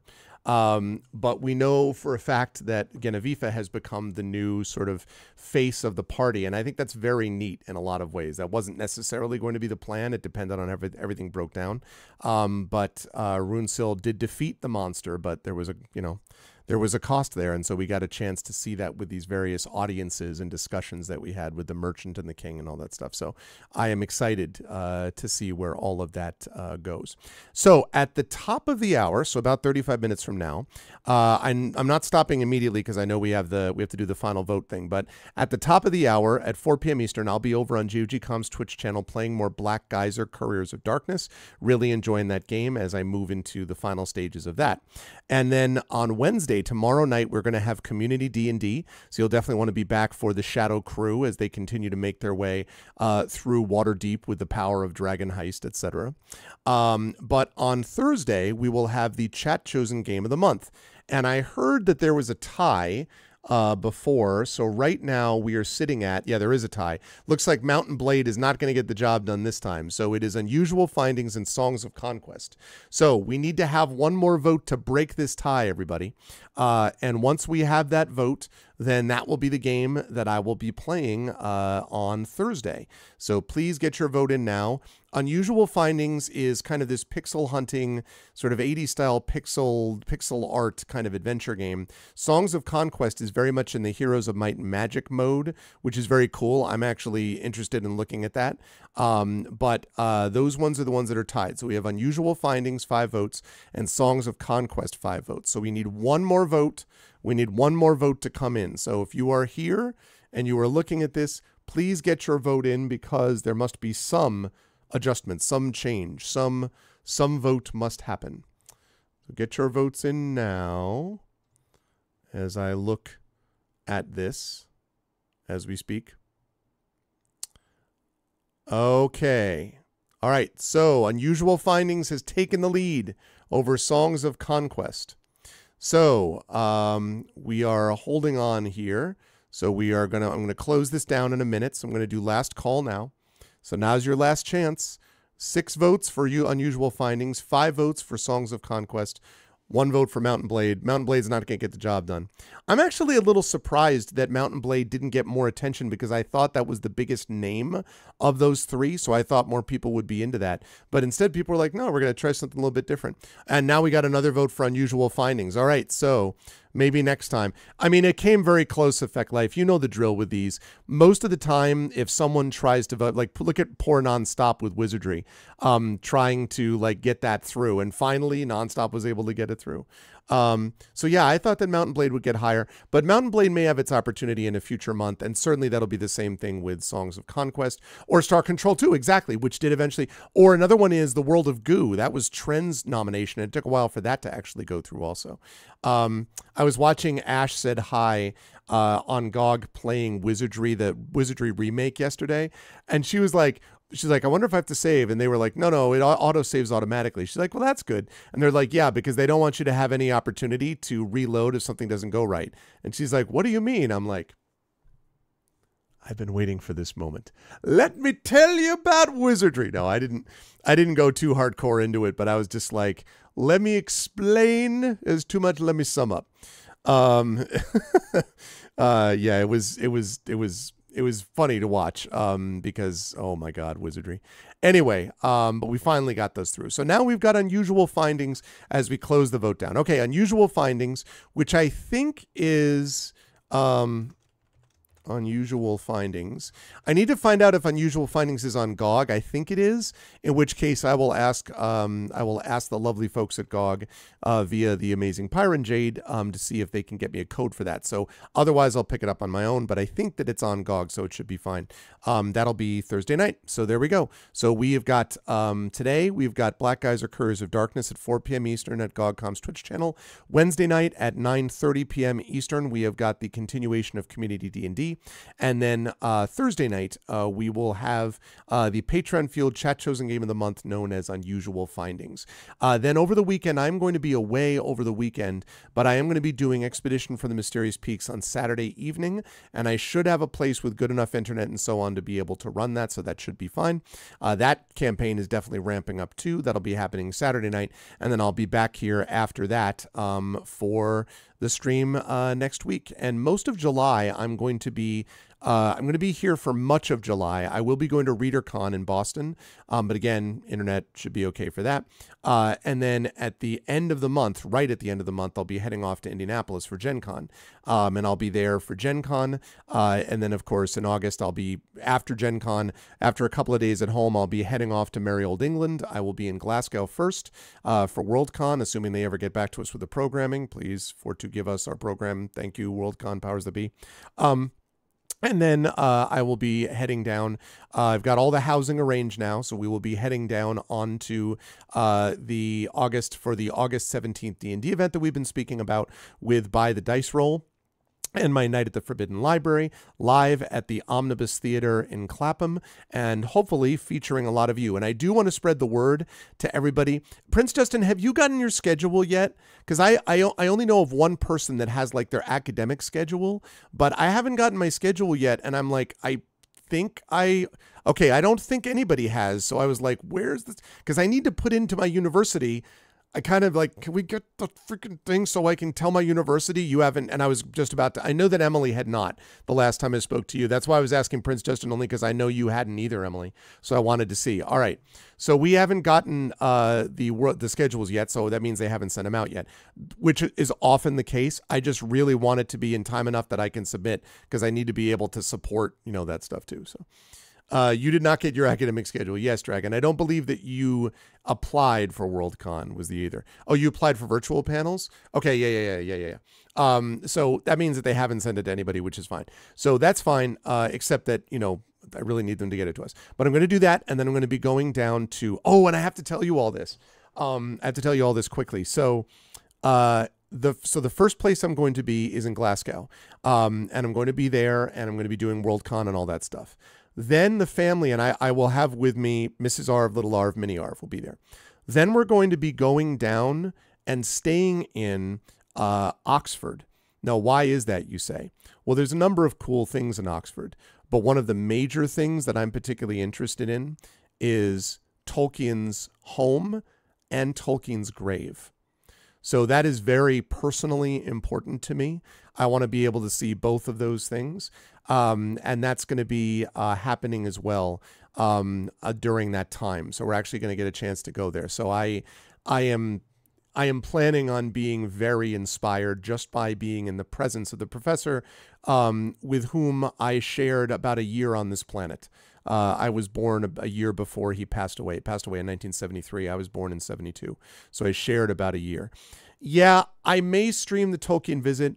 I don't know that I'm going to stream his grave. I have to think about that, Dragon. I'm definitely going to stream the house, though. I mean, I definitely want to, assuming that I can do this. I mean, again, this is totally dependent on what the service is like over there and all that. But I'm going to try to do that, Dragon, at least the house library type of thing. Because the thing is, one of the big libraries that they have there, of course, Oxford, one of the great universities in the world, obviously, is the Bodleian Library, where Tolkien studied, C.S. Lewis studied, right? Like all of these famous people studied. And that was also where they filmed some of the Harry Potter stuff. Again, I'm only mentioning that because it would be familiar to some people through that, not because I give much of a damn about, the person who's responsible for Harry Potter. But anyway, and also I believe, although this one I would need to check, that is the same library, I believe, where they filmed some of when in the Sherlock Holmes Game of Shadows movie, which I love those movies, with Jude Law as Watson and Robert Downey Jr. as Sherlock Holmes. He goes to meet Moriarty, and I believe that he meets them. I think you see the outside of that place as he's going in. I love that stuff. So that I'm very excited about too. But that's going to be very cool. So we're going to be doing that. And then after that, we're going to be heading on into London, where we will definitely see some of the sites. But a big focus will be early on when we arrive. We'll be getting ourselves situated. And then on Saturday the 17th, doing our D&D event. It's going to be very, very cool. So I'm excited for all of that.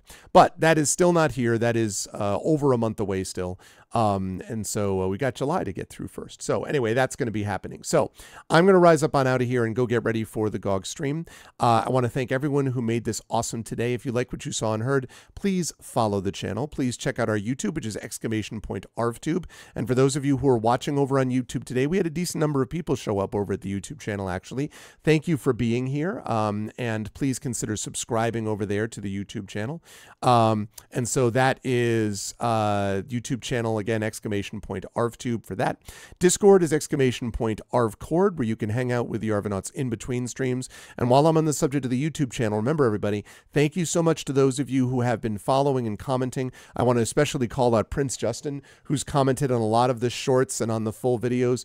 Again, never any obligation to do that, but I do think it's been fun to see your comments on those here and there, Prince Justin. So thank you for doing that, because I always get a smile on my face when I see those. see those. So that kind of thing, because that's really helped build up the subscriber numbers on that YouTube channel. And it's, again, calling more attention to the YouTube channel and therefore to this channel and somewhat to my writing in general and all that. So thank you for doing that. Please spread the word about that. I'm ubiquitous. It is known. Spread the word about that. And also make sure, everybody, to check out our Gen GM's channel that Zach Clay and I do. Our subscriber numbers have been doing very well on that YouTube channel also, largely on the strength of our shorts, which gradually get people over to our long form videos, another one of which is going to be coming up at the end of this week. So all of that stuff would be lovely. Yeah, the shorts are all on the Arvin Eleron YouTube channel. You can find them under the shorts section there. There's a whole bunch of them now, thanks to Live Suing, who's doing that for me for both that channel and doing it for us for Gen GMs. So that would all be awesome. If you would be able to do that, it would be lovely. I already mentioned the Discord website, arvineleron.com, social media, Twitter, for as long as that site exists, !Arv tweets, Blue Sky, !Arv Sky. Please follow me at those places. Financially, !Arv shop. That's the merchandise area. You can get a lot of swag for a lot of different things there. So please do join us for that. !Arv Treon. That's that Patreon sitting right there. That really is the financial backbone of the channel, and it really does make a difference if you're able to support us there. So please do. The subbing to the channel is also really helpful. Subbing or resubbing or gift subbing is all super useful. And again, those things really help. You get those custom sub badges and emotes to use here, there, and everywhere across Twitch. You get inspirations as well, one of which you just saw Triffid use, so that was very cool. So there's that. A new hero rises. Hey, what's up? Prince Justin, that's over on my YouTube channel. Good to see you. So yes, ! Arv Treon, and again, subbing to the channel. On the publishing side, ! Icarus, that is my award-winning graphic novel from Athos Arts. ! Library is my Tales and Tomes from the Forbidden Library. That's my 5e adventure and sourcebook from Alligator Alley Entertainment. And ! Greyshade, that is my Greyshade IP. First two books in that series, Greyshade and Renegade, are already out, award-winning, critically acclaimed. You can buy those right now at that link, or tell others to buy them at that link. That is appreciated. You can also get the audiobook of Greyshade, which is available here. You just finished reading Heretic. Yay! Huzzah! I am excited. I am excited to hear about that read. Nervously waiting, hoping for the best. Fingers crossed and all that kind of good stuff. From the legendary critical voice, positively critical, I mean, like fantasy critic voice of Prince Justin. So yes, they did. In fact, there is the Greyshade tabletop role-playing game that is going to be out at the end of the year from Alligator Alley and Brandon O'Brien. You can pre-order that, and you can also pre-order the aforementioned book Heretic, which is going to be out next month. There'll be an official reading event at Black Rock Books in Bridgeport where you can get it for the first time, but then it will be released officially after that, and you can pre-order it right now. And pre-orders are really good things, just like you should pre-order the Buy the Dice Roll event for the Clapham Omnibus in August, and just like you should get tickets for the D&D with writers and with authors and other events at Gen Con as part of the Writers Symposium, you can also get these pre-orders to get those moving for Heretic, which really does make a difference. So you can do all that now. And thank you so much for supporting everything, of course, as I've said many times. Otherwise, as always, ! BLM, Black Lives Matter, important to affirm and assert the significance and importance of Black lives. ! Help Now, the World Health Organization page on suicide prevention. Important to reach out to others when you need help and reach out to others when they need help as well. And ! Ukraine, UKRAINE, to help the people of Ukraine as they fight back against an illegal and illegitimate war with bravery and courage, and send a message we will do so for others in that situation in the future. Also, can I also think, because it just struck me, I am a supporter of Prince Justin's Patreon, and if you haven't already done so, may I recommend that you head over and also support that Patreon. Why? Because you not only get a bunch of access to Prince Justin's writings and musings about various things and many of the critical reviews that he does, but also his photography. And he posted recently one of this rushing river that was as high as he'd ever seen it. And I love that stuff, actually. So you should support Prince Justin's Patreon, because I think that is very cool. And I actually enjoy getting those updates. And I think you will too. So you should support, as I do, Prince Justin over there. All right, I'm going to get ready and head head over to GOG.com. Thank you to my wonderful mods today. Dragon Spear, Emily the Invincible as always, Prince Justin as always, Triffity Mats as always, the best mods in the business. Thank you, thank you. And thank you to my Patreon supporters and subscribers, Dragon, Emily, Prince Justin, Triffity Mats, Effect Life. Did I say Triffity Mats as part of the mods? I'm sure I did. Those 4 that I mentioned. And thank you to the Patreon supporters and subscribers, Dragon, Emily, Prince Justin, Triffity Mats, Effect Life, Craigery, and Imaginary Exponent. And thank you to my wonderful viewers. Thank you to Big Boss. Thank you to DJ, to Harlequin. Thank you to Jagtris, to Live Suing, to Nonstop. Thank you to the Rising Tides lurking in the background. And of course, Wispy Song lurking as well. Thank you everyone for being here. Good times today. More Beowulf to come next month. I'll see you folks at the top of the hour at GOG.com's Twitch channel for the awesomeness known as Black Geyser Couriers of Darkness as part of Pen and Pixels, and then right back here tomorrow night for Community D&D as the Shadow Crew continues with Waterdeep Dragon Heist. Until all those things, please, everybody, be good to each other. Special thanks to my wonderful player, TariToons today, for the amazing work on Beowulf. More of that to come. Everyone be good to each other, and much love. I'll catch you folks soon. Until then, everyone, bye for now.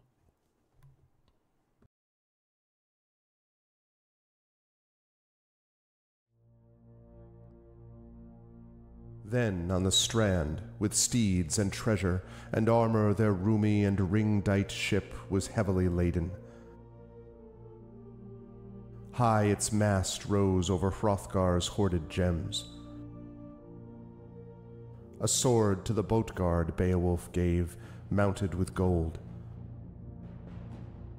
On the mead bench, since he was better esteemed, that blade possessing heirloom old.